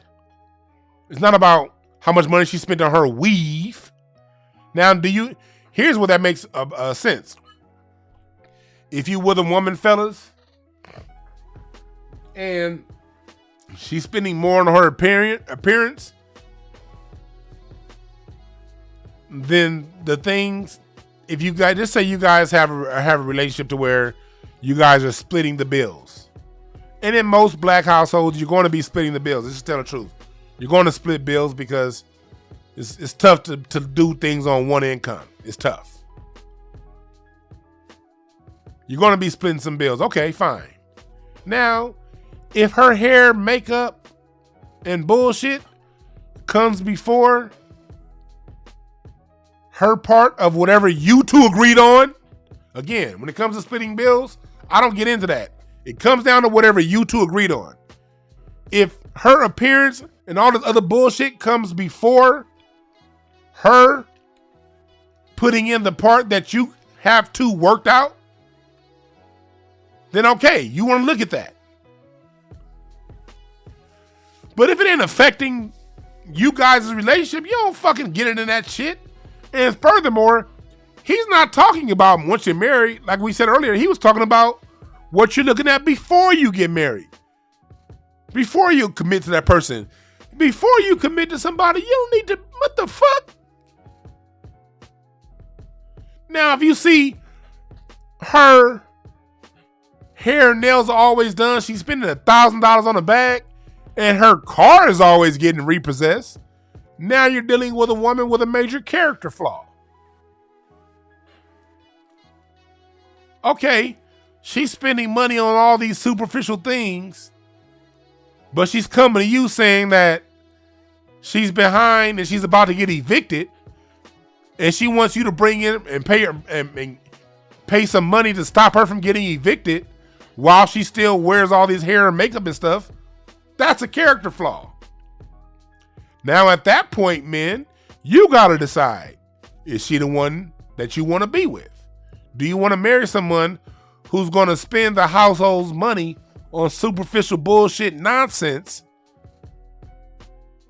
over the necessary things that we need to run this household? Again, I'm not saying women are perfect, but if you women are running across that kind of a woman, that's when, as a man, you have a decision to make. Is that something that you're willing to deal with? Is that an issue you're willing to confront the 30th of every month? Or would you be better off spending your time with someone else who's a little more responsible?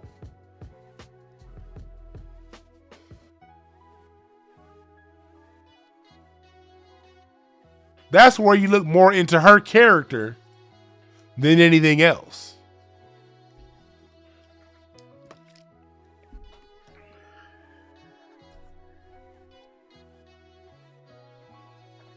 You made a good point, bro. You can't deal with a woman more focused on what other people think about her relationship. That's true.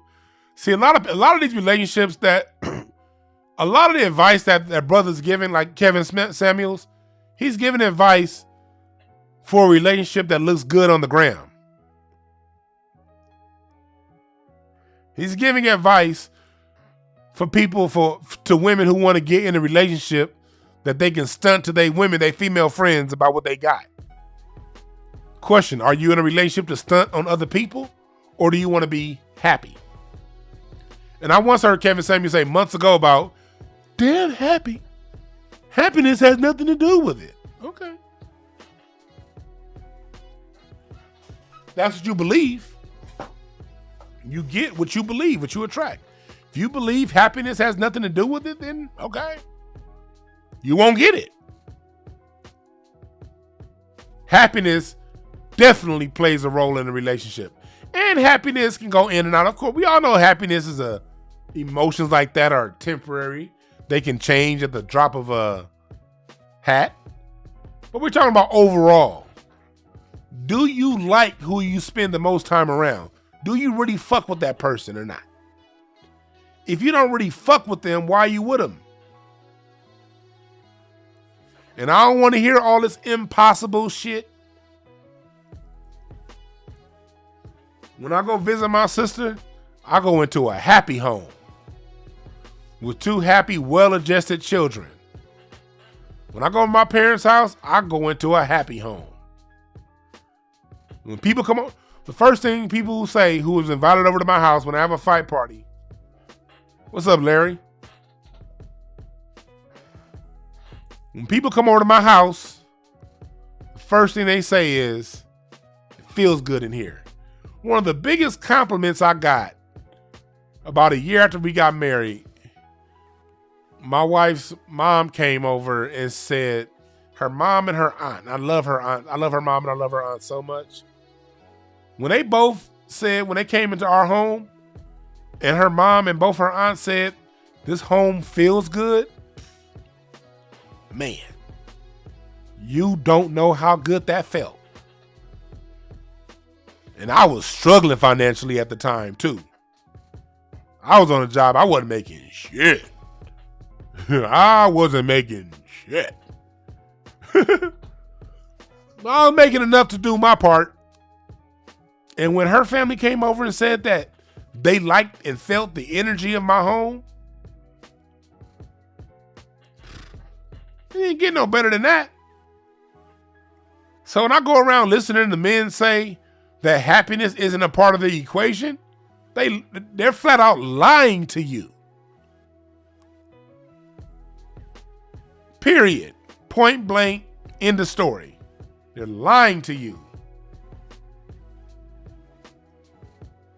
I hear somebody in chat room saying these women ain't the same. Shit, yes the fuck they are. If the women ain't the same, that means you aren't the same. You attract that in life with what you have inside of you. What you are, who you are, that's the hardest part people don't want to deal with. If you keep attracting tramps, that means you're a tramp. And I'm not saying to be disrespectful. I'm not saying this to be disrespectful. I'm not saying it as a joke. I'm saying it as a lesson.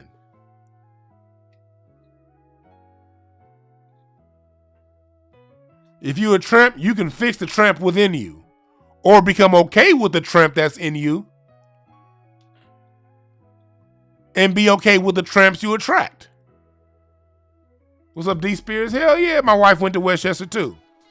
Another thing, I went to Westchester High School. Everybody knew Westchester was a school that had all the women, all the chicks. Every nigga in LA wanted themselves a Westchester woman, and I got one. Yeah, me and my wife went to high school and middle school together.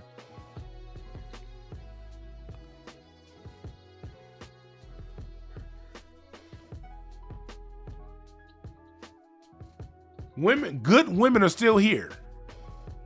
Hell, anyone who's come to, Larry will tell you in the chat room, come to one of my fight parties. Come to one of my fight parties. I'll easily have 10 women at my fight party and 3 dudes. My wife knows that I'm still cool with a lot of women.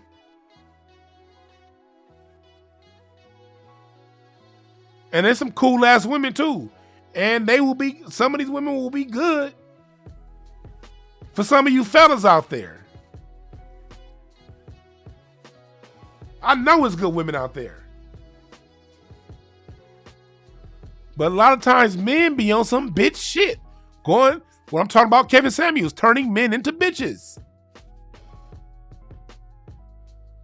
A good woman ain't made to be attracted to a bitch. I'm sorry, fellas. You have to go do some internal work and root the inner bitch asses, the inner bitch assness out of you. I got one of my homegirls, I'm not gonna name her name, put her out there, but I got a couple dope ass homegirls. I'm like, man, this shit, what nigga fellas, where y'all at?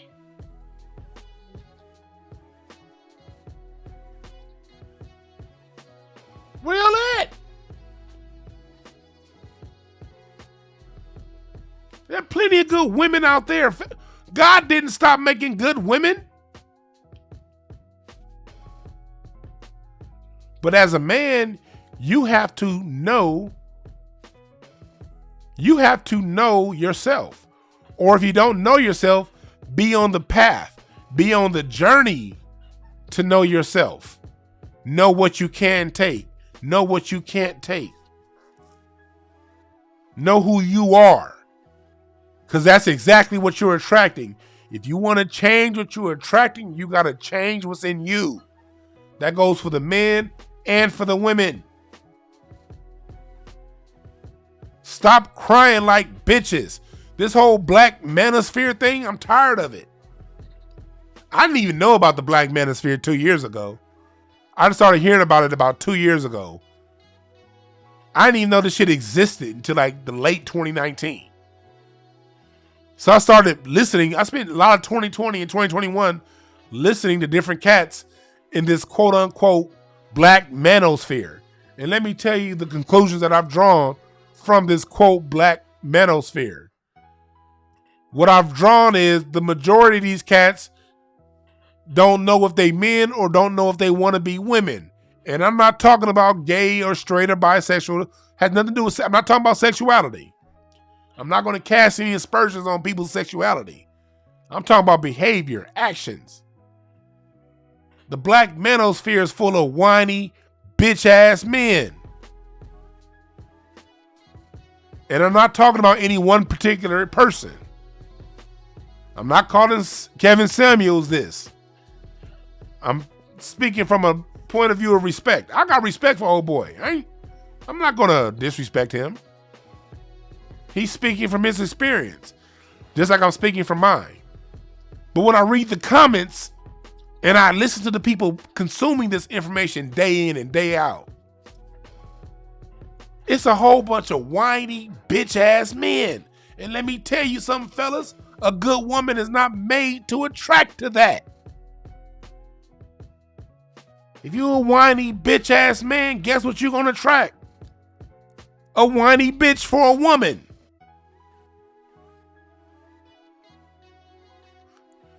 Do I have to say that again? If you're a whiny, bitch-ass man, the only women you're going to attract are whiny bitches.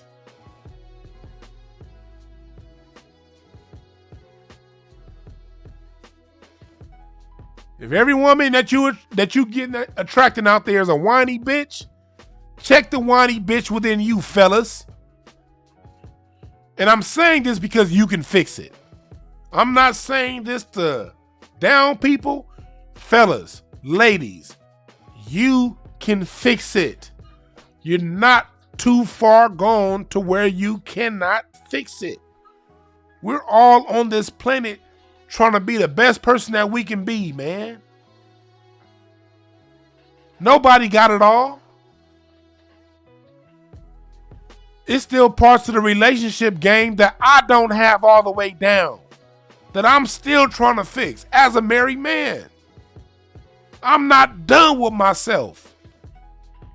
DwannBrown got some major things inside of me that needs to be fixed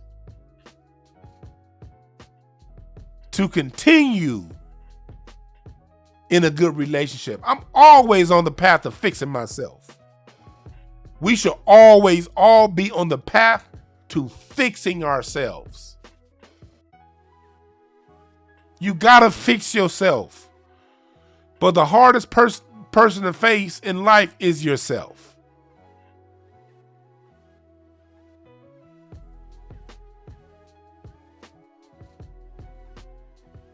You gotta fix yourself. And it's not just therapy. Because some people will say, okay, I went to therapy for a year, I'm fixed. No.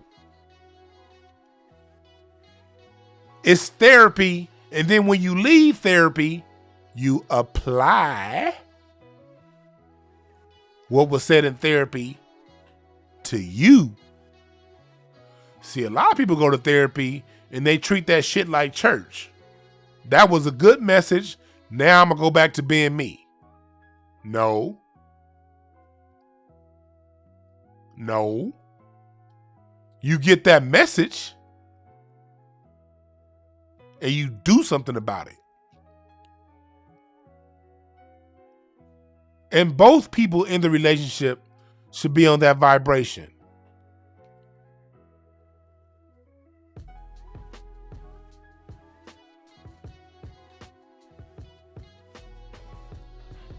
The pathway to a decent relationship, to a happy relationship, to a fun relationship is through you.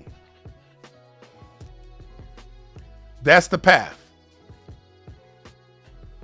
Through you.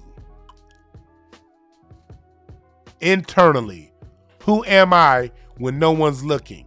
Who am I when no one else is paying attention? Who am I when I'm at home in my own thoughts? Who am I?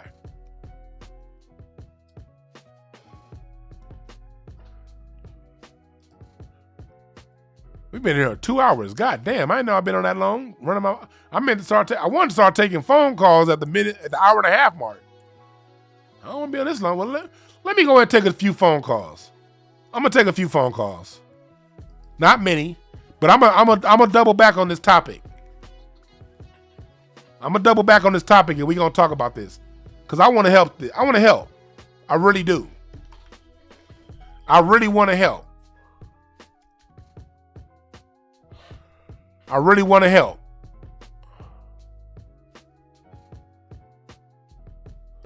Y'all see my website, Breakthrough Advocacy Services. This is what I do. Not only do I have the first-hand experience, I got the degrees to back it up.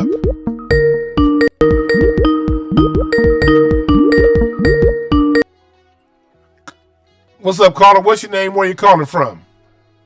What's up, Dwan? This is LP, LaRon Pierce in the building. Hey, what up, LaRon? Good hearing from you, my brother. Yes, sir.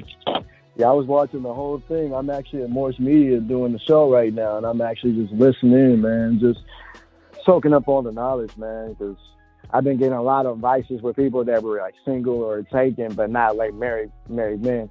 But my parents have been married for 22 years, since 1999, and I look at them as much as like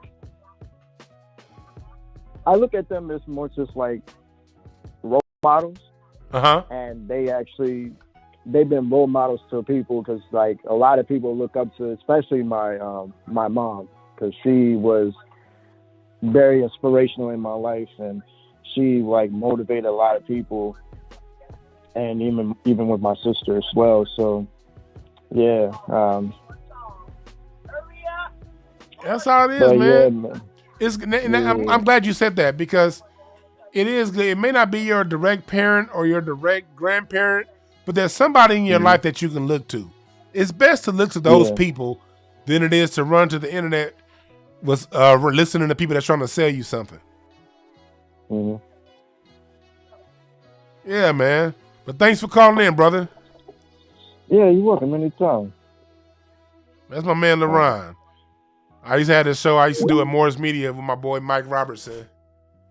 And he was our sound engineer. Good dude. Really good dude. What's up, caller? What's your name? Where you calling from? Yo, it's good, bro. Samuel. I'm calling from North Carolina. For sure. So what's on your mind, brother? All right, so yeah, bro. I'm calling because I just finally, for the first time in my life, got my relationship right, like this year. Got shit together with my bitch. But back in like April, I went and told her that I just couldn't do this no more. I told her I needed to fuck around and be able to do me and like have fun, fuck other women type shit. But she was on some shit like she wasn't trying to deal with it at first. But I'm like, look, if I'm happy, you gonna be happy, pretty much. Like, I had to really make her believe that, because I've been fucking miserable for years type shit. And I finally got my shit and was like, I'm gonna stand my ground, and like, and now I'm happier than ever. Like, I know this is probably, I don't know what the fuck y'all was talking about today. I got here late. But I feel like these niggas like Kevin Samuels, I got friends that be listening to them, and they be whining and bitching, talking about their relationship with their girls or their wives or whatever.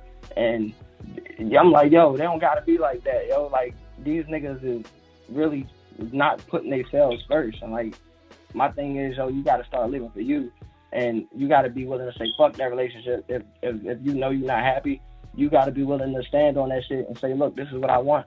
Fuck that shit. If you're not willing to get with the program, because I'll be better by myself. I know what makes me happy, and somebody gonna come along and do that and make me happy. And if you don't, and once they see that, they gonna be receptive. You know, a lot of the times, you know, surprisingly. But yeah, no, I don't know if that relates to what y'all was talking about at all. But I just felt like I had to get that off my chest for real. That's for sure, man. Thanks for giving us a call. Tell them what you want. That's what's up. Thanks for giving us a call, brother. All right, likewise, bro. That's all right. And brother man said it in a very colorful way, but I get what he was saying. You know, establish the rules. I get what he was saying. Quanez, you funny as hell. Well, yeah, I do this. I do have personal relationship consulting. You can book on my website. You can book me on my website. But that's why I'm coming out with these webinars pretty soon too, my communication, because I'm doing my communication webinars that are coming up pretty soon to answer a lot of things that I get about relationships and how to, step by step. Everything that I'm talking about, I can help you do. You dig what I'm saying? I'm here to help. I've been doing this long before I got on the internet. I only been on the internet heavy for about 2 years, year and a half. Been doing this shit for about over 12. So.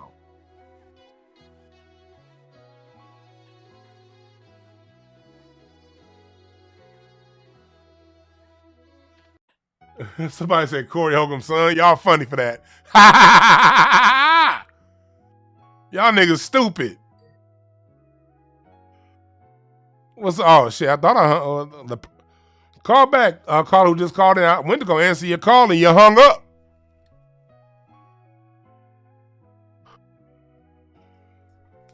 What's up, caller? What's your name? Where you calling from? I'm Bruce, calling from Chicago. Bruce from Chicago. What's on your mind? I just wanted to add a little bit about the topic. I'm kind of in the middle. Like, I understand what you're saying about, I don't want to say his name or whatever because I might say something bad. I don't want to get you flagged. But I feel like it's in the middle of, like, what you're talking about. He says a lot of, like, tomfoolery, but then I would say about 30 to 40% of it is actually things you can use. So, like what you always say, take what you can use and discard everything else. But I'm like torn because it's like, should I be listening to this guy at all? So that's kind of my question / Okay, I hear exactly what you're saying. Look, in order for someone like him to get the following that he got, like I said, it's no different than a preacher. You gonna have to bring the facts and the truth and the real. He does do that. You don't get that kind of a following without that. The problem is when it comes time to solve the issue, the solution is going to worsen the problem. That's where we depart. These type things like that. He does say certain things that, hey, look, I tell, he will say some shit that's on point. But like anything else, you got to listen with a critical ear. The solution of what's being saying, all I'm saying is this, look, everything has consequences. If you go through with the solutions that someone like a KS has and says, your end is going to be something superficial and something that has a lot of holes in it. And because it's fighting against nature. Now, if you're okay with that, then that's fine. That's why it's upon everyone to get in contact and get in touch with what you want out of it. Some people only want to get with somebody because it looks good. Some people only want somebody on their arm to portray. They may be a business owner or this or that. They want to have something that looks good, that has the right image, that has the right look. If that's what you're looking for, then that's who that brother's giving advice to. The image, what looks good, what sounds good, what rings your ear. Now, if you want substance, my offering is saying this. The conclusions, a woman spending $500 on you, you looking up all in her purse, what kind of substance is that going to bring you back in attraction? And what I'm saying is this. What you get when you look for that may or may not be what you want as a person. And if you're looking for substance, you got to look a lot deeper than $500. That's what I'm saying. Right. I agree with that 100%. Everything you said. Now, next question would be: would you agree that as a culture, I would say in the last 5 years, and I've been in a relationship until probably like 2 years ago. I would say it seems like in the last 2 years there's been like a culture shift where it's almost like, I'm not gonna say the quality, it's like the thinking has kind of changed a little bit. It's gotten a little bit more transactional, if you could use that word. It's like the balling culture. That if I see it on TV, I want that. You never heard a woman in the 90s saying, buy me a Birkin bag or, a Gucci bag or, it just seems like it's gotten it to an all-time high. So we have to change a little bit the way that we interact with these type of people to kind of bring them back to earth. Would that be more the solution or? Good question. And I'll recognize what you said. Culture definitely has shifted. It has. But we got to remember this. nature, when you stick to the rules of nature, you will always override cultural shifts. The cultural shift it's been a slow cultural shift over the last 60 years to stop healthy, successful relationships. The United States as a country ain't fucking with relationships like that. That's why every time you see a black person in a relationship, it's men on men. And it's all kind of gay shit and tranny shit going on because the dominant society is doing their best to shift the culture. All the music being about how much money you got. When was the last time you heard a love song, a genuine love song, hit the top 10 and chart on the top 10 on the radio? You haven't. And it's been, 20 years since you've heard a genuine love song? Only thing people hear is bullshit. What I'm telling you is this.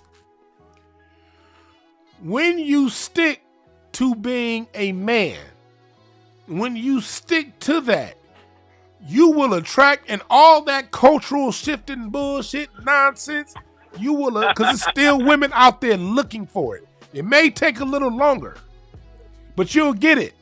And at the same time, if you're attracting these women who are on that superficial shit, when she comes across you, if she's real, if she's serious, she will change how she moves. If she's serious.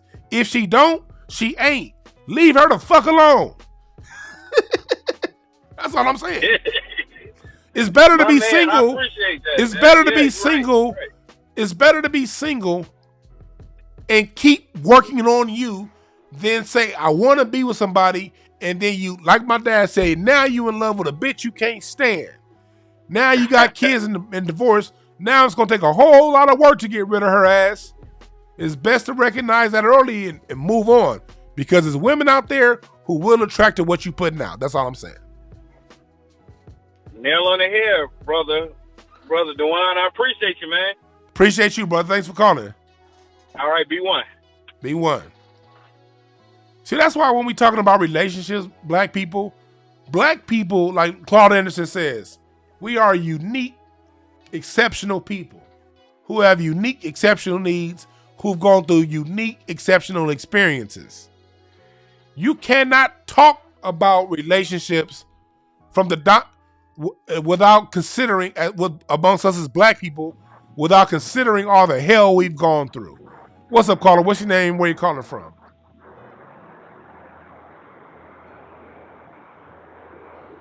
You there, caller?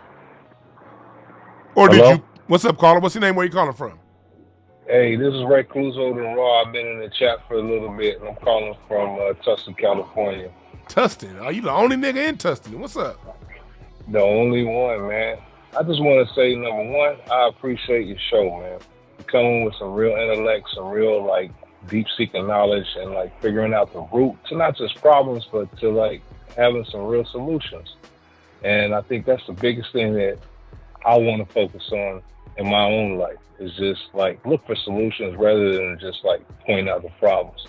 But as far as this dude, KS, man, don't give this dude no more shine. He from Oklahoma just like me. I'm a country boy, and I ain't left California yet because it's too cold out there. And it's a cold world altogether. It's a cold world altogether. But, I just wanted to just chime in and see if I could even get a call in, you know what I'm saying? And I'm following you, Craig Facts, 5150. And, like you said, I'm the only brother out here. You in Tustin, man. You gonna have to come up to LA to find you a good sister, brother. It's funny because Tustin used to be a military town, and Tustin was where the black people in Orange, the only black people who lived in Orange County back in the 80s, for the most part, lived in Tustin. But yeah, Santa Ana. Yeah, Santa Ana. This used to be big as well. It wasn't Hispanically, dominated. Yeah. It was really a culture out here as far as the barbershop and whatnot, and to this day, it was slowly diminishing. But don't get me wrong, I'm not going to perpetrate.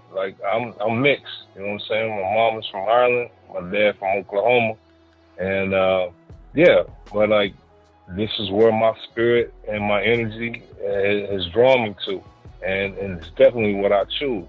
So it's not just a political standpoint or just the color I choose. It's a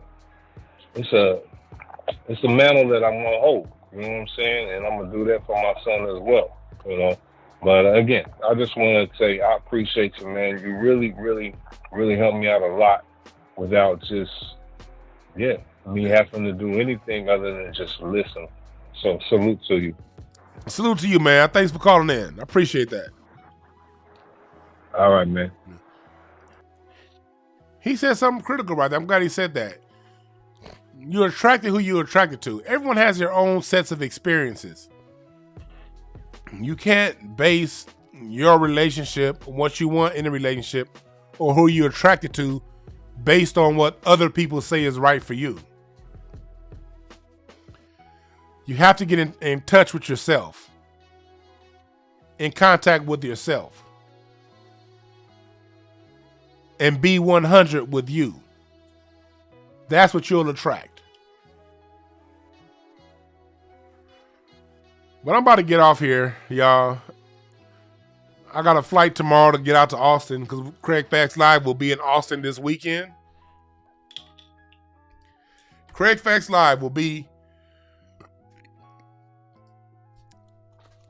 in Austin, Texas. Vulcan Gas Company.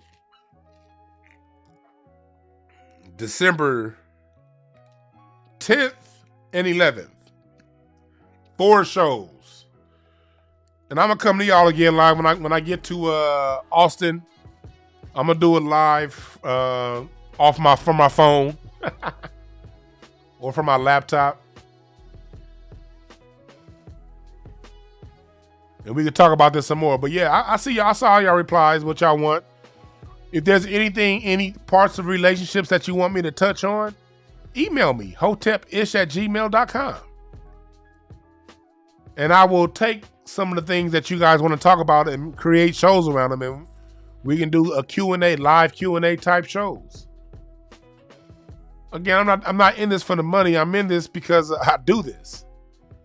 I'm only offering, when I offer you what I do over here with Breakthrough, I had this company long before I started on YouTube. And if you notice, I rarely talk about it. I talk about political stuff on here. I don't come on here to try to. I got clients. I get clients. I got clients over there. I get them all day. I got clients who have no clue I'm on YouTube. None. 99% of my clients have no clue of my whole YouTube presence. But when I see bad advice being put out there, like, no. So I'm going to do these shows. I got a full curriculum on communication that I'm doing my paid workshops on, because that stuff is detailed. My these things that I put together, the paperwork that I put together for, and the PDFs that I put together for my communication, that's a lot of work. It's over 12 years of writing notes and putting things together, of dealing with relationships, dealing with people. And so I'm doing the webinars because I do cost, and the webinar will be a lot cheaper than having people pay for my services individually. I'm $175 a session for family communication coaching. I understand everybody don't have that. I'm not coming to YouTube to get that off you. That business is going fine long before I got on YouTube. So my $30 webinars are ways for people to get what I charge $175 an hour to teach. And if you don't want to pay, that's fine. I'm not here to take your money. I'm here for the people that want more out of it. I'll do more of these shows because that's what you guys want. So I'm going to give you what you want. And I'm always going to have time where you can call in and get your questions answered here. I was doing this long before YouTube. Again, my YouTube presence is for the most part political and music. Political talk, music talk. That's what I do here on YouTube. I sort of keep my business and YouTube separate.